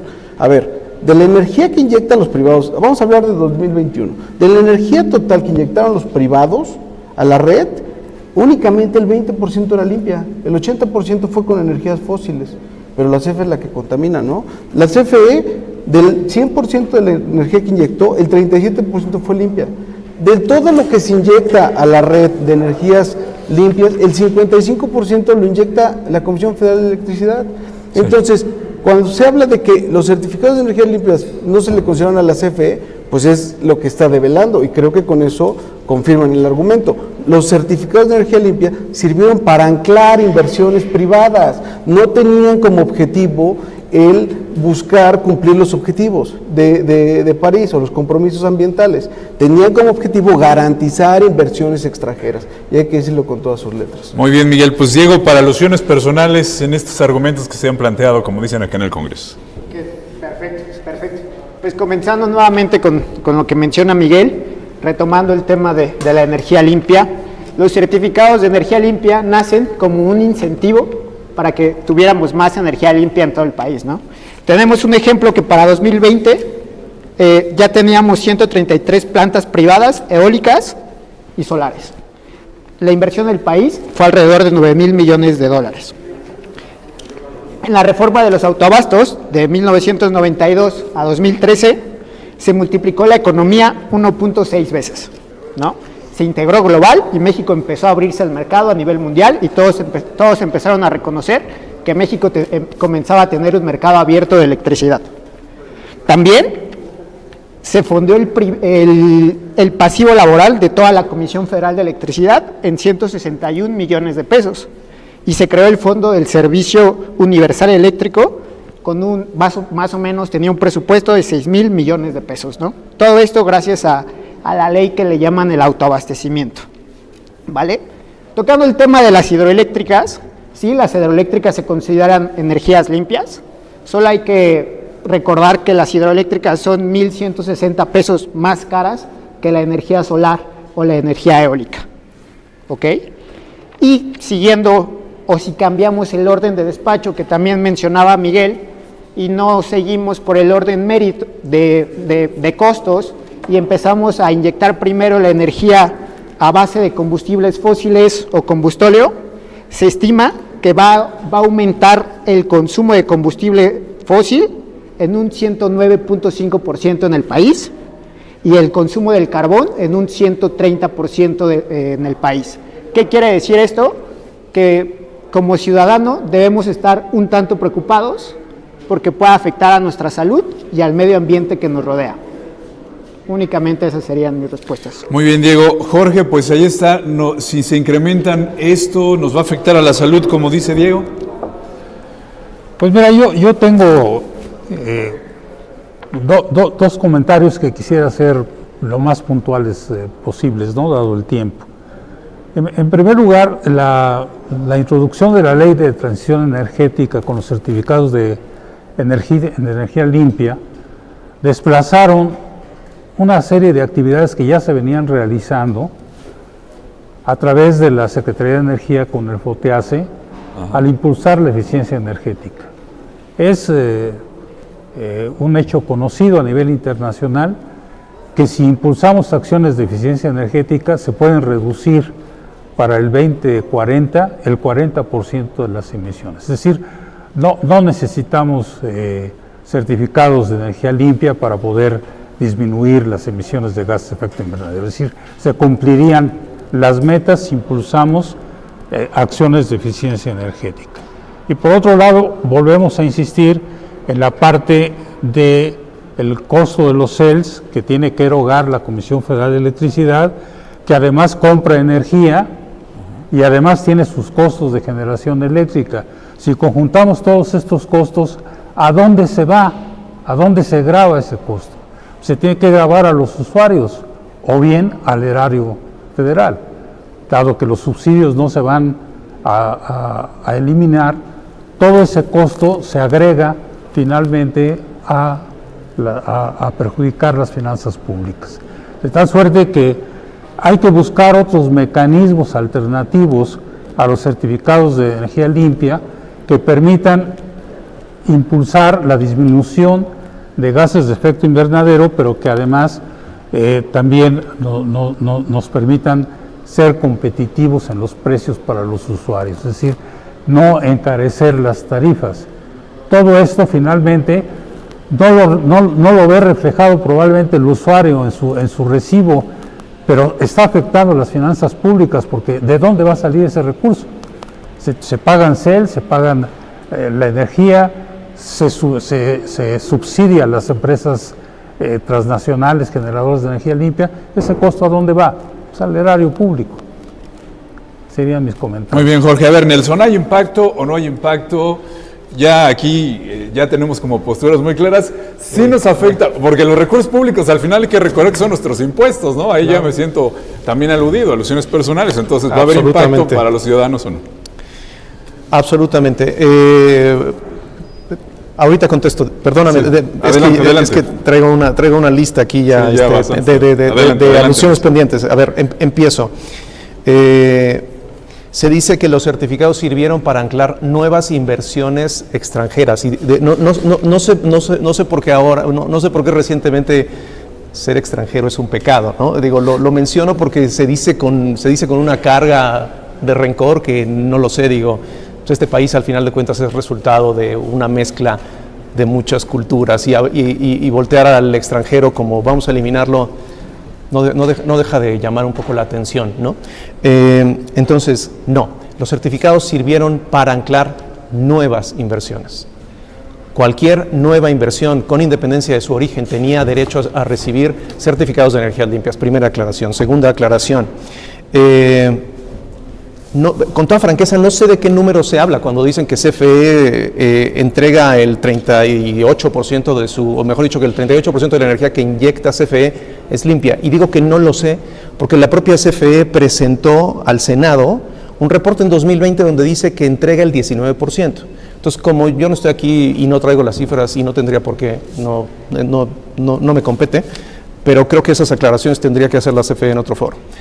Tercero, en el 2020 es el primer año, o fue el primer año, en el que la generación neta inyectada o entregada por las centrales solares y las centrales eólicas rebasó a la energía entregada por las hidroeléctricas. Y esto tiene una razón, porque no ha habido inversiones en hidroeléctricas en los últimos 5 años y no hay planes para hacer nuevas centrales hidroeléctricas. Entonces, esta no es una discusión de buenos y malos, de nacionales extranjeros, de públicos y privados. Esta tendría que ser una discusión de cómo vamos en conjunto, como país, como mexicanos, y efectivamente cuidando el interés de la ciudadanía, cómo vamos a enfrentar este reto que es el cambio climático y la transición energética, que al ser precisamente una transición tecnológica, exige un cambio y una serie de innovaciones que implicarán rediseñar el sistema eléctrico. Cuando se habla de todos los retos que implica la variabilidad de las centrales solares y centrales eólicas. Precisamente por eso se están desarrollando nuevas tecnologías como el almacenamiento. Y entonces habrá que invertir muchos recursos en eso, y México no cuenta, o el gobierno no puede, a menos que esta reforma también implique una reforma fiscal, pero no se está hablando de cuáles van a ser esos recursos adicionales que CFE tendría que recibir desde este mismo año para poder efectivamente acelerar la transición. Y un último punto. También se dice que esta reforma eleva a rango constitucional la transición energética. Eso y nada es más o menos lo mismo. ¿Por qué? Porque así como ya lo hemos evidenciado, está toda la información que demuestra que no vamos a alcanzar las metas establecidas en la Ley de Transición Energética y en la Ley General de Cambio Climático. Y la pregunta que queda en el aire es, ¿cuál es el costo? No lo vamos a lograr, perfecto. ¿Y a quién vamos a llamar a cuentas? A nadie. Entonces, poner en la Constitución o en la iniciativa de reforma que se eleva a rango constitucional la transición energética sin poner ningún indicador, ninguna meta, ninguna ruta de acción, pues equivale a una declaración de buenas intenciones. Miguel, ahí tienes ya varias alusiones personales también, adelante. Muchas gracias. La verdad es que se agradece tener, digamos, posturas así porque se enriquece el debate. A ver, comienzo con querido Nelson. Mira, a ver, la cifra que te di es la del 2021, pero no, yo creo que es muy competente en términos de señalar porque es importante y tiene que ver con que nada más hubo un cambio, que es que se aumentó el despacho de las hidroeléctricas, porque la capacidad de instalar las hidroeléctricas, estamos hablando más o menos de 11,000 megawatts instalados, estaban siendo desaprovechados porque estaban sirviendo para el respaldo de las intermitentes. Se utilizaban para eso, respaldo que por cierto no es pagado. Y entonces si me pueden ayudar poniendo la lámina 6, les agradecería mucho, para la 5 para poder explicar eso. ¿No? Luego señalamos el caso de que ser extranjero es pecado. No es que sea pecado, mira, tiene que ver con un concepto que es muy importante en términos de un desarrollo económico, de una visión de país, y se llama soberanía energética. Cuando tú no tienes control sobre tus recursos estratégicos, te puede pasar condiciones en las que no puedes garantizar derechos, como lo que ocurrió en el apagón digamos, en el vórtice polar de febrero del año pasado, ¿no? En el que lugares como sistemas aislados, como el Tejano, tardaron hasta más de 40 días en algunas zonas en recuperar el suministro eléctrico, mientras que en CFE puso todo su matriz energética actual en una condición de pandemia para poder suministrar esta electricidad. Entonces tiene que ver más bien con ese concepto, no es que sea pecado. Entonces mira, este es un poco el ejemplo del autoabasto y con esto le contesto a Diego. No es una ley, estimado Diego, el autoabasto es una figura que entra a partir de la reforma en el 92 que se hace a la Ley del Servicio Público de Energía Eléctrica. Y esta figura estaba diseñada para que si tú tenías una industria y querías poner tu propia planta, entonces tuvieras la autorización de un permiso de generación para que te pudieras autosuministrar. Pero esta figura la pervirtieron. Y entonces empezaron a simular socios, empezaron a ver generadores que estaban en Aguascalientes entregando a sus socios que estaban en Puebla. Y entonces uno dice, ¿por qué si la lógica económica te señala que es más barato el tener la generación más cercana al punto de conexión, está viendo esto? Pues muy sencillo, porque el transporte no lo pagan. Entonces, mira, ponemos este ejemplo. Imagínate que llegar del punto A al punto B, en 24 horas. Y tenemos el camioncito llamado CFE y el camioncito llamado generador privado fotovoltaico, ¿no? Tenemos que llegar de este punto a otro. El camioncito de CFE, si te das cuenta, van sobre la misma carretera, nada más que ese sí tiene que pagar la caseta, el otro tiene libre peaje, ¿sale? Entonces comenzamos el día, ahí van los dos camioncitos, van llegando. Llega un momento en el que se nos nubla y el camioncito de la fotovoltaica se detiene, pero la gente tiene que llegar. La gente tiene que tener suministro eléctrico. ¿Qué hacemos? Pues lo tenemos que pasar al camioncito de CFE porque los tenemos que llevar. Y entonces el camioncito de CFE los lleva al punto B, donde se queda el otro camioncito. ¿Pero qué crees? Ese respaldo que le dio a CFE no se lo pagas. Y además cobras por el tramo que recorrió CFE de más. Esos son los tres mecanismos. Estamos hablando de el no respaldo, el no pago, y nada más con esto termino, para que vean lo que implica la cuestión del respaldo. Si me pueden ayudar con dos láminas siguientes, en las 7, por favor. Este es el caso de una central fotovoltaica de 636 megawatts. Esto es más o menos como despacha a lo largo del día, es decir, la cantidad de energía que lleva. Empezamos el día, 7 de la mañana empieza y llega casi a su punto máximo a las 9 de la mañana a generar estos 600 megawatts. Tenemos que recordar que las llamadas demandas máximas o demandas picos se dan en la tarde, no en las mañanas. Y entonces en el momento que tenemos nuestras demandas picos, esta generación, porque se empieza a nublar naturalmente, pues es un ciclo que depende completamente del sol, empieza a caer su generación. Pero mira, podemos llegar a tener caídas tan drásticas que pasamos de los 600 megawatts a los 100 megawatts. ¿Eso qué implicaría en un sistema eléctrico? Pues que verías esa lámpara estar parpadeando o apagarse o tronar, digamos, instalaciones eléctricas por completo. Entonces, ¿qué tiene que ocurrir? Que tiene que estar atrás la CFE con el motor B12 para dar el acelerón que nos está implicando mayores costos de mantenimiento, que nos está implicando mayores costos en términos de eficiencia. ¿Por qué? Pues porque no es lo mismo cuando vas en tu coche ir a una velocidad crucero de 100 kilómetros a meterle el turbo y pasar de 0 a 100 en 2.3 segundos, ¿no? Entonces solo con eso termino, digamos, un poco estas ideas y creo que hay todavía mucho que discutir. Sí, Miguel, Diego, pues ahí están las alusiones de todo esto que estamos platicando. No, de acuerdo. Me queda muy claro el punto de vista de Miguel, que es estar en contra de la energía limpia, la energía renovable, la eólica y la solar. Me hace un tanto de sentido porque la capacidad de generación de CFE es 67% a base de combustibles, ¿no? Siguiendo ese punto, solo quiero volver a enfatizar que entendiendo que si la base va a ser siempre de combustibles, se va a incrementar el 32% el costo de las tarifas eléctricas, que al final le va a terminar afectando a todo el consumidor, ¿no? Las emisiones se incrementarán en 29 millones de toneladas anuales, precisamente. Y bueno, nada más para ir terminando mi participación, quiero volver a enfatizar que en el entendido de si las energías combustibles o lo que estoy percibiendo es que son más baratas, quiero terminar que en México el 40.2% la energía eólica es más barata y el 57% la energía solar es más económica. Entonces debemos de buscar una solución, ya lo mencionaba Nelson, en cómo invertir más y generar más energía limpia, solar y eólica. Perfecto, Diego. A ver, si nos acaba de sintonizar, estamos en el canal Congreso, estamos en los debates organizados por el canal Congreso del Parlamento Abierto de la Reforma Energética. Estamos recibiendo ya muchas preguntas, vamos a pasar alguna de ellas para conocer, por supuesto, sus inquietudes de todo esto que está bien interesante, de las implicaciones que puede tener para nosotros una u otra decisión que se tome de reformar la Constitución o no. Y bueno, preguntas, parlamento@canalcongreso.gov.mx, @noticiacongreso, Canal Congreso México en Facebook, Canal Congreso en Instagram, ahí las redes, ahí están los argumentos y estamos recibiendo preguntas. De todo este debate que está bien interesante, también nos están viendo los compañeros periodistas de La Fuente y en las redacciones de los medios de comunicación, y nos hacen una pregunta que quiero poner sobre la mesa porque creo que también les va a dar pie a dar más argumentos de todo esto que estamos debatiendo. Nos dicen, ¿puede la Comisión Federal de Electricidad llevar por sí sola la carga de la transición energética en el sistema eléctrico mexicano y puede lograrla al ritmo que exige la comunidad internacional? Jorge, por favor.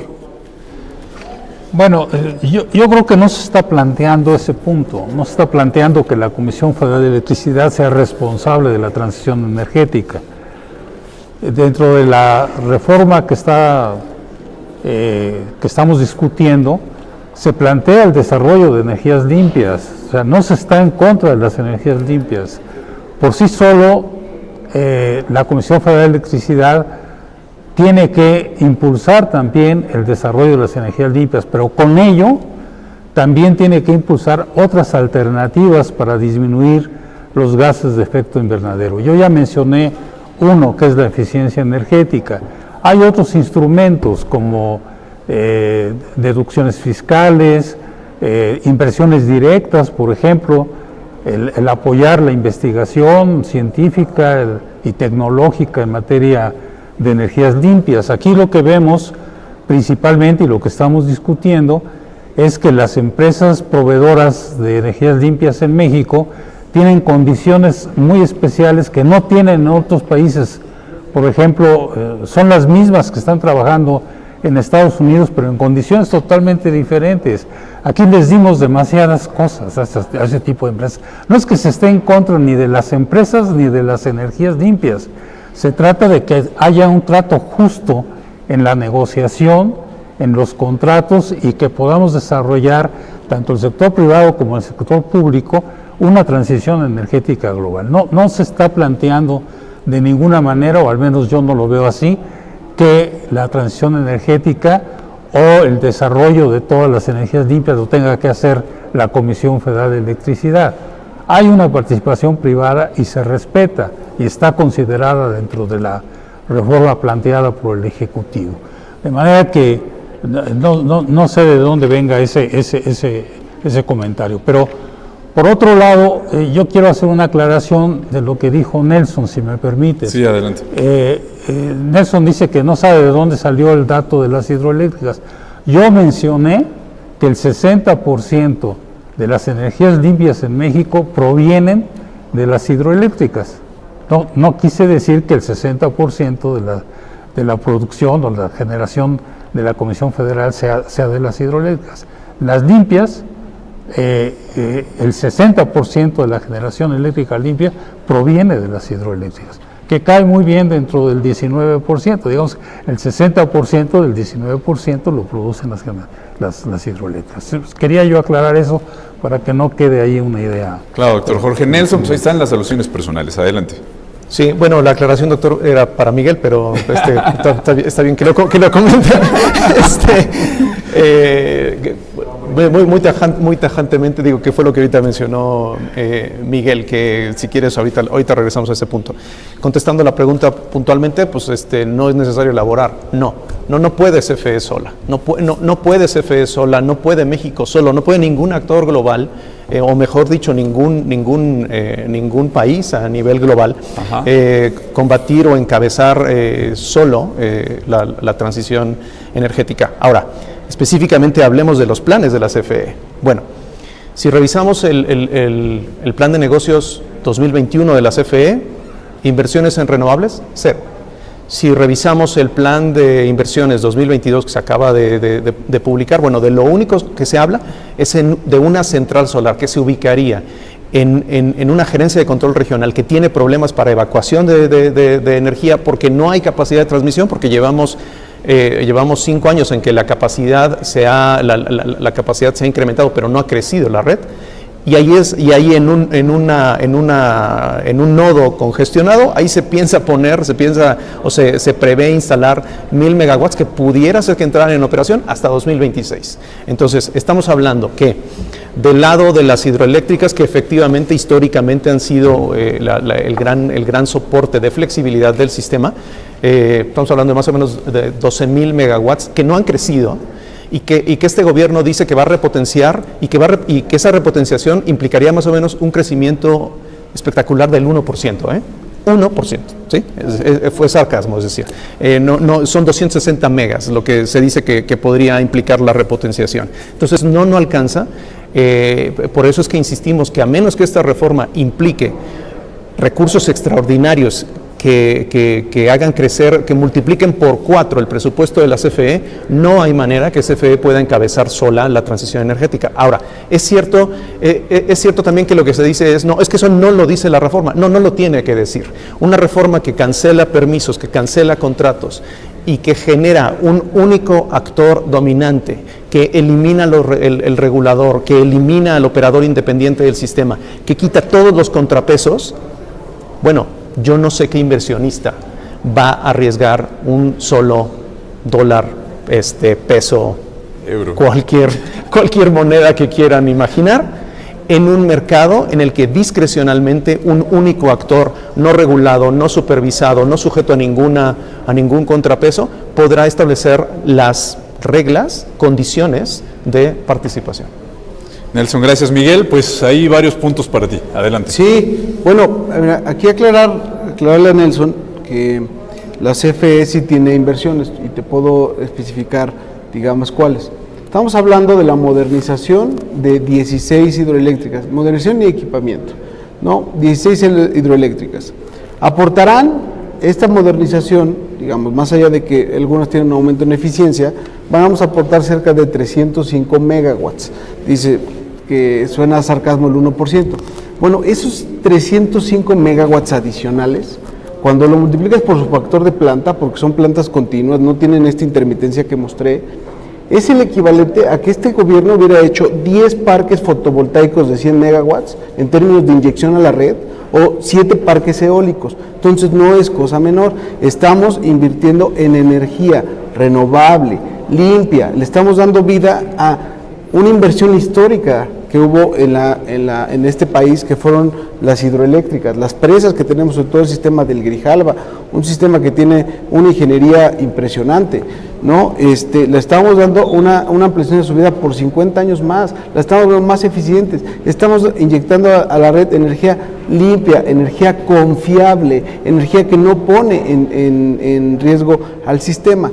Creo que ha habido algo de lo que no se ha hablado aquí, y es ¿qué es lo que implica el tener una alta integración de estas energías intermitentes? Volvemos a lo mismo, no estamos en contra de las energías, no es una discusión, es falaz, o sea, nadie ha planteado aquí el que energías buenas contra energías malas, esta tecnología contra esta, no, tenemos que utilizar toda una matriz, pero esta matriz de generación tiene que ser responsable, tiene que ser confiable, y no puede operar, no hay un solo sistema en el mundo que opere 100% con energías intermitentes, porque es físicamente imposible, no hay manera, y no dice nada sobre lo que implica, por ejemplo, lo que ha tenido que hacer otros países con un gran nivel de integración, como los Países Bajos, para poder llegar a tener ese nivel de integración.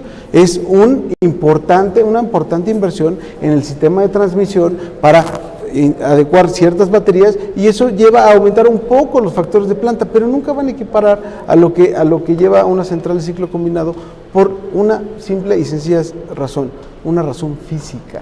Entonces es muy importante que eso se entienda.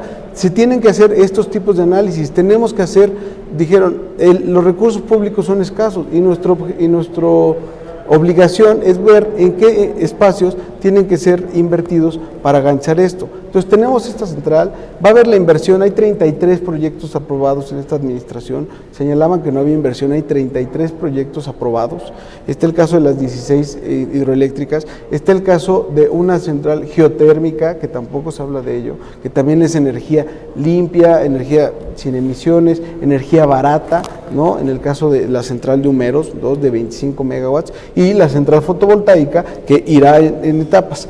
Pero hay que entender también el análisis y el alcance de esto. Mira, una de las cosas más importantes que va a dar esta central no solamente es la pérdida de la generación, sino que va a lograr interconectar un sistema que hoy es aislado y que tiene la tarifa más cara de este país, que es el sistema de Baja California, que en los veranos duplica su demanda y que tenemos que estar importando y comprar energía muy, muy cara. Entonces, esta central nos va a ayudar a esto, junto con las inversiones de la central de ciclo combinado de González Ortega y San Luis Río Colorado, que se van a instalar ahí, así como todo el protocolo de corto plazo. Entonces, Miguel, inversión hay. Miguel, gracias. Diego, ¿puede la CFE solo con la transición? No, la respuesta es no. CFE, como ya lo había mencionado al inicio, la CFE se debe fortalecer, sí, siempre y cuando estén órganos y operadores independientes, lo complemente la industria privada en inversiones. Comparto la idea de Nelson de es complicado o que un país pueda depender 100% de la energía limpia o renovable, por así decirlo. Sin embargo, ya un día completo lo logró Australia. A finales del 2019, inicios del 2020, generó el 100% de su energía a través de energía renovable. Se puede. CFE hoy en día está licitando 6 plantas de ciclo combinado, entonces ahí se entendería que CFE también comprende, o todos estamos comprendiendo, que la Comisión Federal de Electricidad necesita apoyo, y ese apoyo se va a lograr en conjunto con la ciudadanía, la industria privada y con el gobierno federal. Gracias, Diego. A ver, nos están llegando más preguntas. Esta seguramente que es turno de Jorge, me parece que nos la podrá plantear muy bien. Dice aquí, ¿Qué hay de cierto en decir que con esta reforma, en caso de aprobarse, se retoma un abastecimiento eléctrico basado en el uso de combustibles fósiles? A propósito, estamos hablando de energías renovables, pero aquí lo que nos preguntan los legisladores y la audiencia es, ¿se está retomando esto, el uso de combustibles fósiles? No, yo creo que no. Yo creo que el planteamiento que se está haciendo por parte de la reforma eléctrica presentada por el Ejecutivo Federal plantea, insisto, el desarrollo de energías limpias. Y de hecho, si uno revisa la generación de electricidad en México, las carboeléctricas, por ejemplo, son un pequeño porcentaje de generación. La mayor parte viene de hidráulicas, de termoeléctricas, etcétera. O sea, no se va a regresar a los combustibles fósiles porque no se está negando la participación de las energías limpias. Lo que se está buscando, creo yo, es que haya contratos justos, contratos adecuados con las empresas transnacionales. Miren, las empresas que están ejerciendo en México, que son extranjeras, y no por estar en contra de las empresas extranjeras, son las mismas que trabajan en todo el mundo. O sea, tienen tanto poder económico que trabajan en todo el mundo, pero las condiciones que tienen en México son sumamente abusivas, por decirlo menos. En Estados Unidos trabajan las mismas empresas, pero no tienen ese tipo de condiciones. Por ejemplo, uno de los aspectos importantes que exigen estas empresas es la garantía que le dé el Estado mexicano para que sus contratos prevalezcan por un tiempo determinado. En otros países no piden ese tipo de garantías. ¿Y por qué razón? Porque en México se los estamos permitiendo. Entonces lo que se está planteando es un trato justo con las empresas, no se está nulificando el desarrollo de las energías limpias, por el contrario, sino potenciarla, pero en términos justos y que no destruyan lo que ha construido México y que ha costado tanto trabajo, toda una infraestructura eléctrica que nos da soberanía y nos da seguridad energética. Recuerden la crisis del petróleo de los 70, si hubo países, por ejemplo Estados Unidos, que dependían mucho del petróleo del Medio Oeste. Ajá. Simplemente le cerraron la llave y vino una crisis energética tremenda en los Estados Unidos. Un país soberano no puede estar dependiendo en la parte energética de manera total de países extranjeros o de empresas extranjeras. Y eso lo estamos viendo en España, lo estamos viendo en Alemania, lo estamos viendo en otro tipo de... Gracias, doctor Jorge. Nelson, a ver esto que nos preguntan, ¿estamos desde tu postura pues regresando al uso de combustibles fósiles? Yo creo que no se tiene que... La iniciativa no tiene que decir que quiere fomentar los combustibles fósiles para caer en ese escenario. Es decir, se decía que en el pasado la política de confiabilidad de la Comisión Federal de Electricidad consistía en que no se fuera la luz. En eso se resumía la política de confiabilidad, que no falte la luz, ¿no? Bueno, pues algo así pasaría con esta iniciativa. Es decir, la iniciativa lo que dice es que el 54% por cierto, 54% de quién sabe qué cosa, porque dice del consumo de electricidad o de la demanda o algo por el estilo, es decir, también absolutamente discrecional, quién sabe qué es ese PAI del 100%, pero bueno, se dice que el 54% lo va a abastecer CFE. Bueno, la única manera en que CFE puede llegar a ese umbral es subiéndole al despacho, es decir, incrementando el uso de sus centrales térmicas. Cosa que CFE ha sido muy transparente, está en sus informes ante el Senado, invitamos a la audiencia a que los consulte.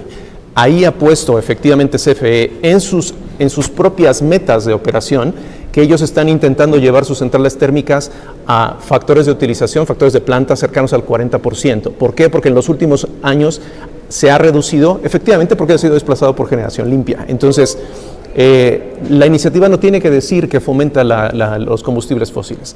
El parque de generación de CFE depende de combustibles fósiles y al aumentar la participación en la matriz, al aumentar la participación de la generación proveniente de CFE, se incrementaría el uso de combustibles fósiles. Y aquí hay que hacer nuevamente un poco de historia.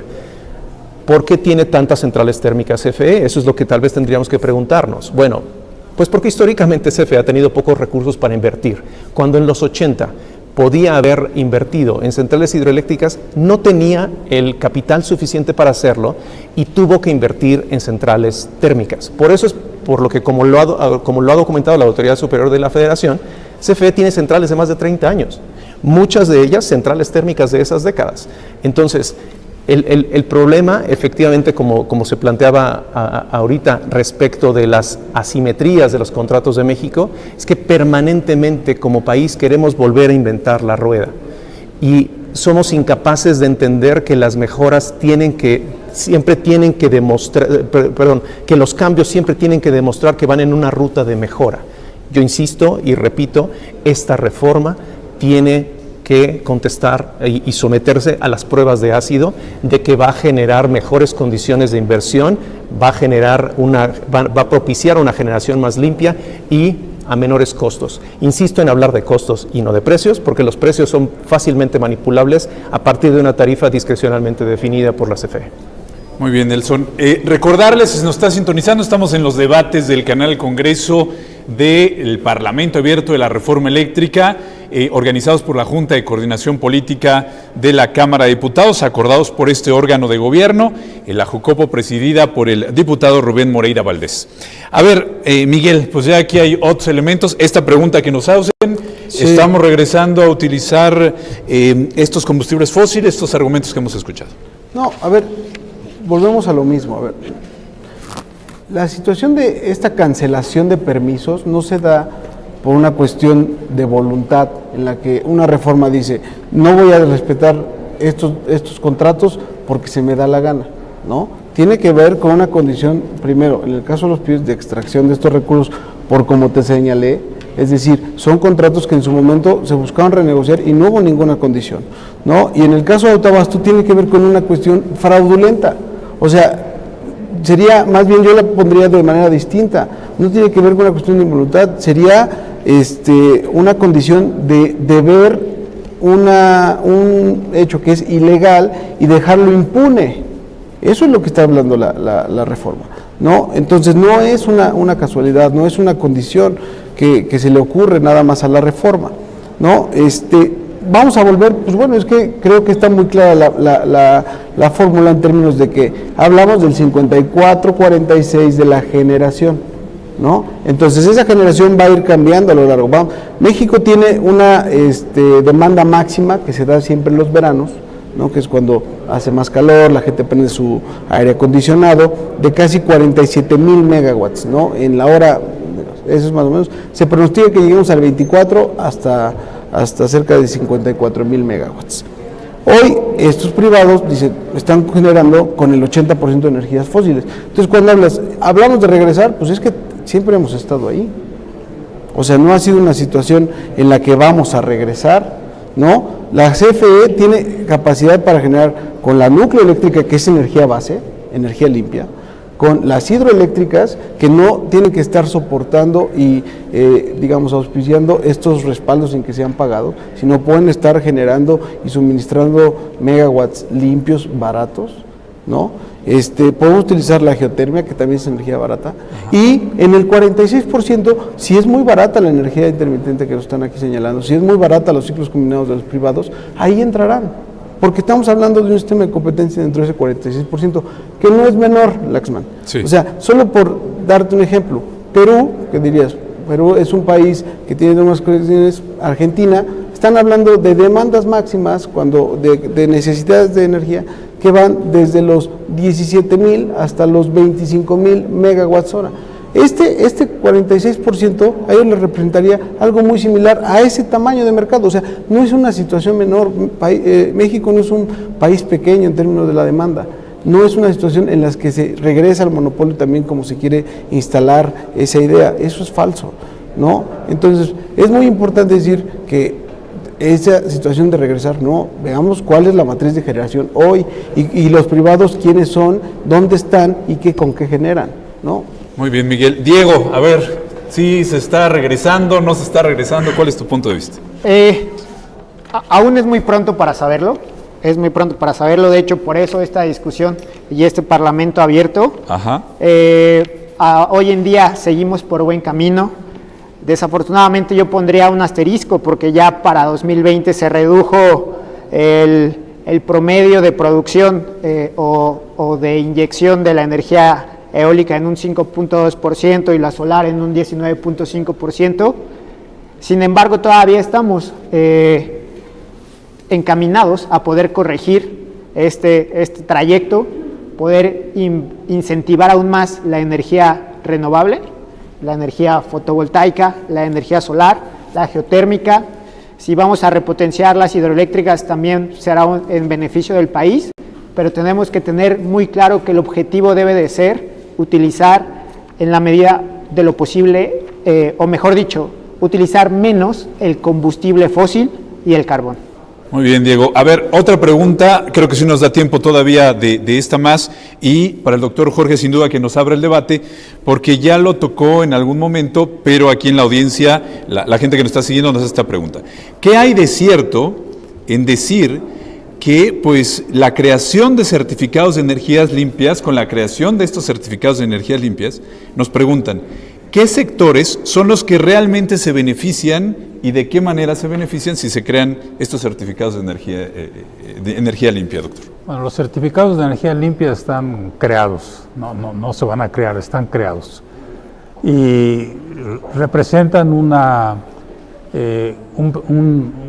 crédito, digamos, para las empresas que generan determinada cantidad de energía limpia. Entonces, los que se benefician principalmente pues son las empresas que generan energía limpia, porque ellos, si una empresa, por ejemplo, tiene una obligación de generar energía limpia en un cierto porcentaje y no lo genera, tiene que comprar esos CEL a estas empresas que generan energía limpia y con ello cubrir su falta de requisito, de cumplimiento de requisito. De manera que, ¿quiénes son los beneficiarios? Pues las empresas que generan energía limpia y que venden pues principalmente a la Comisión Federal de Electricidad. Por ahí yo tenía una lámina. La Comisión Federal de Electricidad es el principal comprador de certificados de energía limpia. Algunas otras empresas compran certificados, pero en cantidades muy pequeñas. De los 6.600 millones que se erogaron en compra de certificados de 2017 a 2019, cerca de 6.000 millones fueron erogados por la Comisión Federal de Electricidad. Y si esto sigue así, con el tiempo se va acumulando, no de una forma aritmética, sino de una forma geométrica, y eso finalmente pues va a dañar el aspecto financiero de la Comisión Federal de Electricidad. ¿Quiénes se benefician? Pues las empresas que venden y que generan energía eléctrica. Nelson. Limpia. Adelante. Sí, bueno, en respuesta a lo mismo, efectivamente se benefician todos los generadores limpios. Insisto en esto que son todos porque también se beneficia CFE. Solo que se beneficia CFE Generación, es decir, bueno, algunas de las subsidiarias que tienen centrales que generan y que cumplen con este criterio de haber entrado en operación después del 2014, lineamiento que por cierto cambió, ¿no? Cambió y que seguramente también afectó a la CFE. ¿Por qué? Porque tras tocar el mercado de certificados de energías limpias y llevar el valor de los certificados prácticamente a cero, pues a nadie beneficia. Es decir, un mercado que no genera incentivos, pues termina siendo absolutamente inservible. Entonces, aquí lo único que tal vez estamos dejando de lado es que en la reforma de 2013 se abrió a la competencia la generación y se abrió a la competencia el suministro. Sin embargo, es decir, la comercialización de electricidad. Sin embargo, CFE sigue siendo el suministrador dominante. Entonces, cuando se dice, es que afectaron a la CFE, no, o sea, es que CFE sigue siendo el principal responsable de hacer llegar el suministro eléctrico a los hogares o a los consumidores. Y es por ello que le corresponde cumplir con esta obligación de fomentar la transición energética a través de la adquisición de un cierto volumen de certificados de energía limpia. Entonces, por un lado recibe ingresos adicionales como generador, por otro lado evidentemente tiene que hacer frente a ciertas obligaciones. Pero, cierro rápidamente, ¿sí? Habría que contrastar esa obligación que se le impone al suministrador respecto del ahorro que recibe por comprar energía más barata. Miguel, desde la CFE, pues, ¿quién mejor que tú para contestar a estos planteamientos? Mira, creo que esto lo tenemos que llevar desde también un poco cuál ha sido la experiencia internacional. Esta idea que plantea Nelson, pues ha venido discutiéndose desde los años 80, ¿no? En el que señalan que parte del cambio climático, la contaminación o la emisión, tiene que ver con una externalidad, ¿no? Sobre todo vinculada a una escuela de pensamiento económico, la escuela neoclásica, y entonces esta externalidad alguien la tiene que pagar. Y entonces, ¿cómo lo haces? Pues vendiendo los llamados bonos de carbono y siendo como un impuesto. Al final un impuesto es un poco esa es la idea a la que se trae. Sin embargo, aquí se trae y se dice, tenemos que tener una transición, y esa transición, ¿cómo se ha dado en otros países? Bueno, pues ha habido políticas en las que se busca tener en un cierto periodo ciertos incentivos fiscales, en el que se puede tener ciertas condiciones especiales, ¿no? Pero aquí hay algo muy importante, la mayor parte de ellas se han dado desde el Estado, con políticas del Estado. Entonces la pregunta aquí es, ¿por qué tú le cargaste a una empresa que se supone que era un competidor más dentro de este mercado el que se encargara de cubrir esta externalidad, ¿no? Si era el suministrador, como bien lo acaba de comenzar Nelson.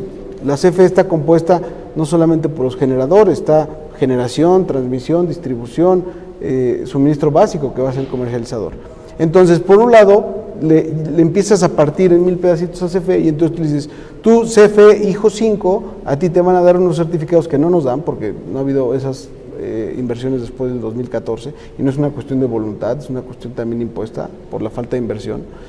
Y el otro le vas a obligar, aun cuando todos estos tienen los compromisos de los PIEs, del no pago del autoabasto, a este lo vas a obligar a que cada vez compre, digamos, CELS. Entonces, ¿realmente es una política de Estado? No, realmente le cargaste toda la responsabilidad a la CFE. Entonces, al final, ¿qué se vuelve? Se vuelve una transmisión de recursos de suministrador básico, CFE, que tiene una función social, una función de garantizar derechos de acceso a la electricidad.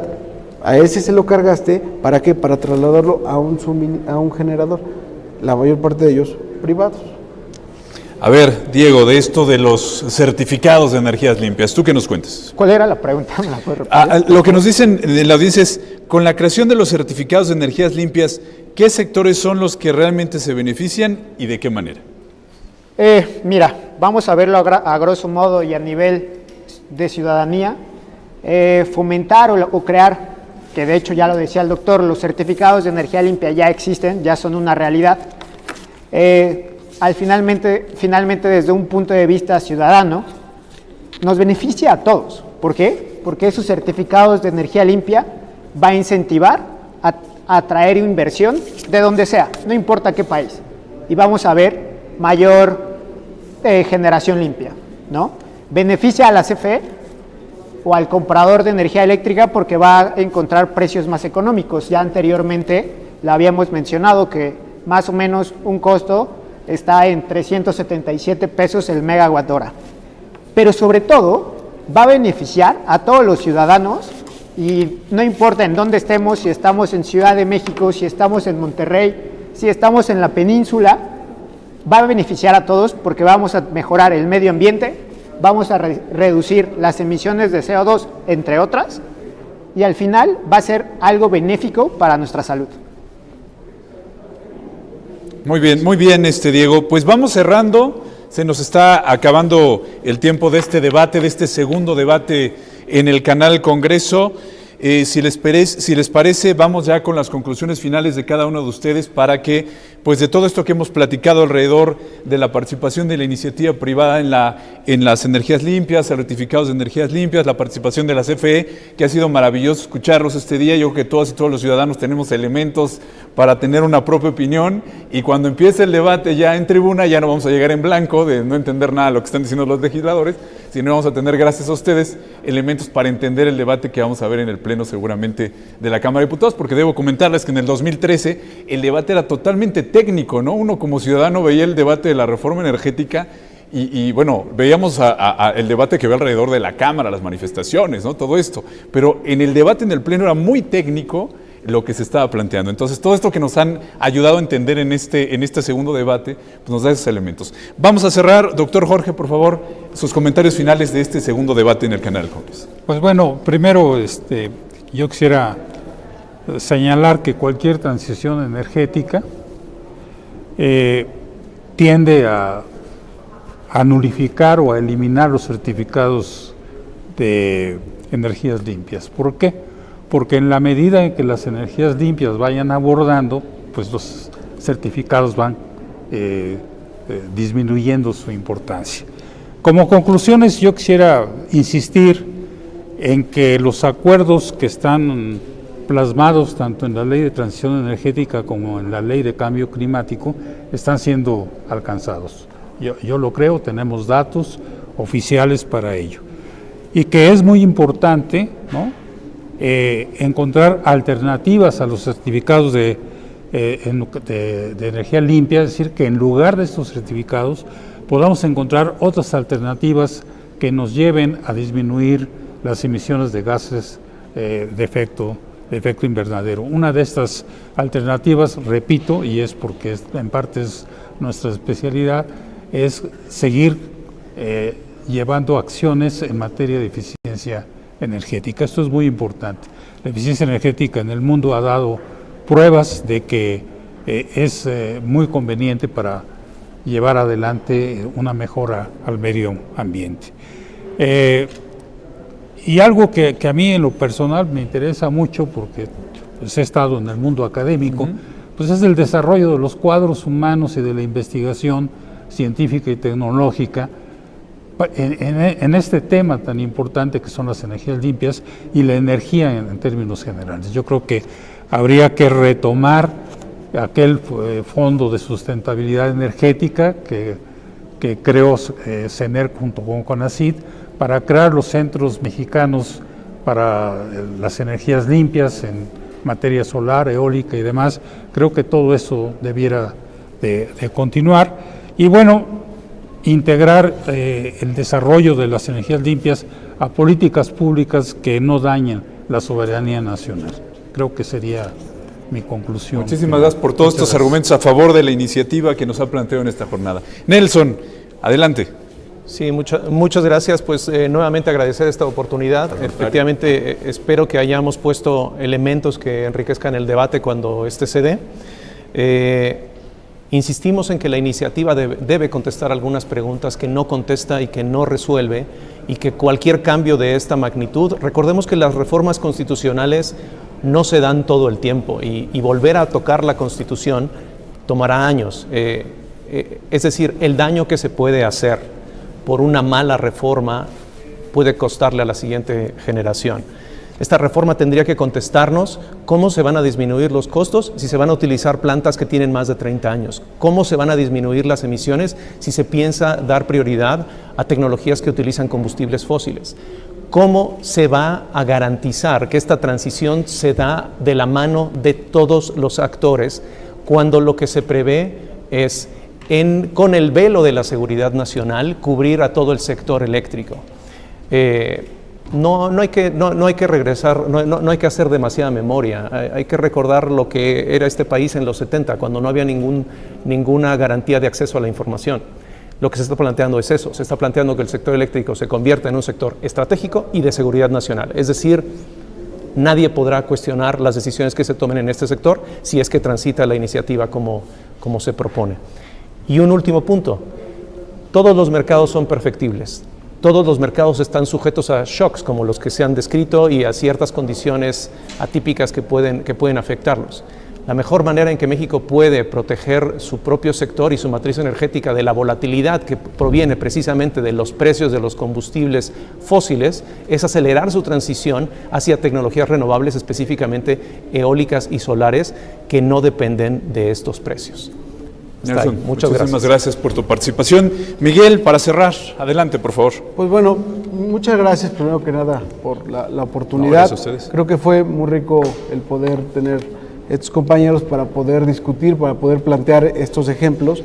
Yo no quisiera cerrar igual con la lámina 9, si me pueden apoyar, pero englobando los argumentos que aquí hemos dado, esta iniciativa busca principalmente atacar los temas que en esta mesa señalamos, que son los mecanismos de transferencia que tiene la CFE a los privados, ¿no?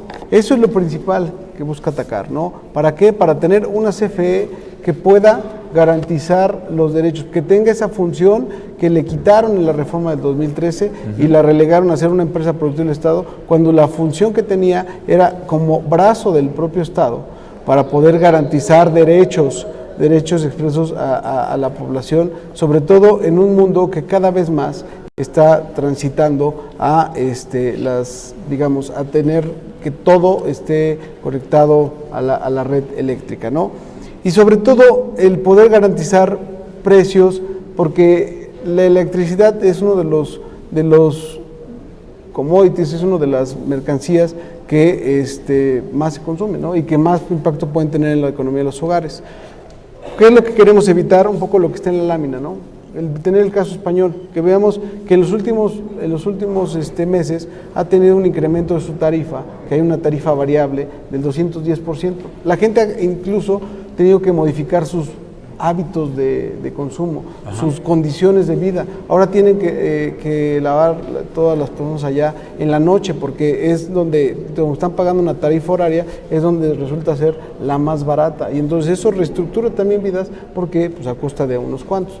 En México te voy a dar un ejemplo, decimos, ahorita decía Nelson, ¿no? Y con eso cerraba, tenemos que depender cada vez menos de estos shocks de precios. Bueno, tuvimos uno en febrero, ¿no? Cuando se da este vórtice polar, no se cancela el mercado, ¿no? Una condición irresponsable, no se cancela el mercado, y entonces, si tú identificas en cuánto se le estaba pagando a estas centrales fotovoltaicas y eólicas, que nominaban como cero al decir que eran más baratas, pero cobran como las más caras, estaban ganando alrededor de entre 400 y 800 pesos el megawatt hora. En los días de la crisis, y eso porque se topó el precio del gas, cobraron ese megawatt hora en 5,000 pesos. Entonces, quisiera saber dónde en ese precio está la responsabilidad social. En otro tipo de mercado eso se traslada completamente al consumidor. En México eso no ocurre porque tenemos una empresa que ya desaparecieron en todo el mundo, ¿no? A excepción de un poco el caso francés, pero la mayor parte del mundo ya desaparecieron, y entonces tenemos que cuidar esa empresa que hoy ha creado un mercado que vale cerca de 350,000 millones de dólares. ¿No? Entonces, eso es lo que está en juego, eso es lo que la población tiene que entender, eso es lo que se tiene que defender. No es una cuestión, digamos, como los valores que se han instalado, ¿no? En el que estamos en contra de las energías, que contaminamos, que producimos caro. No, esa no es la discusión. La discusión es qué país queremos y cómo vamos a construir ese país en términos de nuestra propia autodeterminación, de lo que vamos a construir de nuestro sector eléctrico. Muchas gracias, Miguel. Diego, para cerrar, por favor, ya nos estamos yendo. Perfecto. Adelante. Primero que nada agradezco, ha sido muy enriquecedor compartir hoy en día el foro con ustedes. Como representante de la ciudadanía, creo que es muy claro que debemos apostar por un ecosistema público-privado, una empresa fuerte, pero también operadores independientes y planeadores independientes. El sector eléctrico global ha cambiado y todos debemos cambiar con él.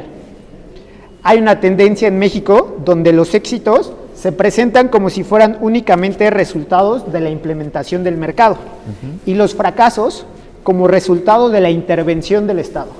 Cambiemos esa tendencia, que ese fracaso sea compartido y ese éxito sea compartido por todos. Gracias. Muchísimas gracias, Diego. Jorge, Nelson, Miguel, Diego, muchísimas gracias por este segundo debate, por acompañarnos y ayudarnos sobre todo a entender, porque cuando venga el debate en tribuna ya por artículo, por exposición de motivos, en fin, todo esto que es el debate parlamentario, nos han dado elementos para tener juicio de quienes estarán a favor y en contra en la tribuna de la Cámara de Diputados y del Senado de la República. Muchísimas gracias a todos. Pero sobre todo, muchísimas gracias a usted que ha estado pendiente de este ejercicio de Parlamento Abierto de la reforma eléctrica aquí en el canal Congreso, por parte de todo este gran equipo de producción que lleva la transmisión hasta sus hogares, por parte de los periodistas del canal Congreso, que continuaremos moderando estos debates en próximos debates que ya están organizados por la Junta de Coordinación Política de la Cámara de Diputados. Estaremos llegando hasta sus hogares, pero lo más importante, que continúe usted participando pero sobre todo interactuando con nosotros, planteando sus inquietudes y estar atentos a este debate nacional, porque es lo que enriquece el trabajo de nuestros legisladores. No hay que olvidar, las legisladoras, las mujeres y los hombres que están aquí en el Congreso Federal son nuestros representantes. Hay que acercarnos a ellos en nuestros distritos, en nuestras circunscripciones y plantearles nuestras inquietudes. Llegamos al final de esta transmisión. Hasta el próximo debate en el canal Congreso. Hasta muy pronto.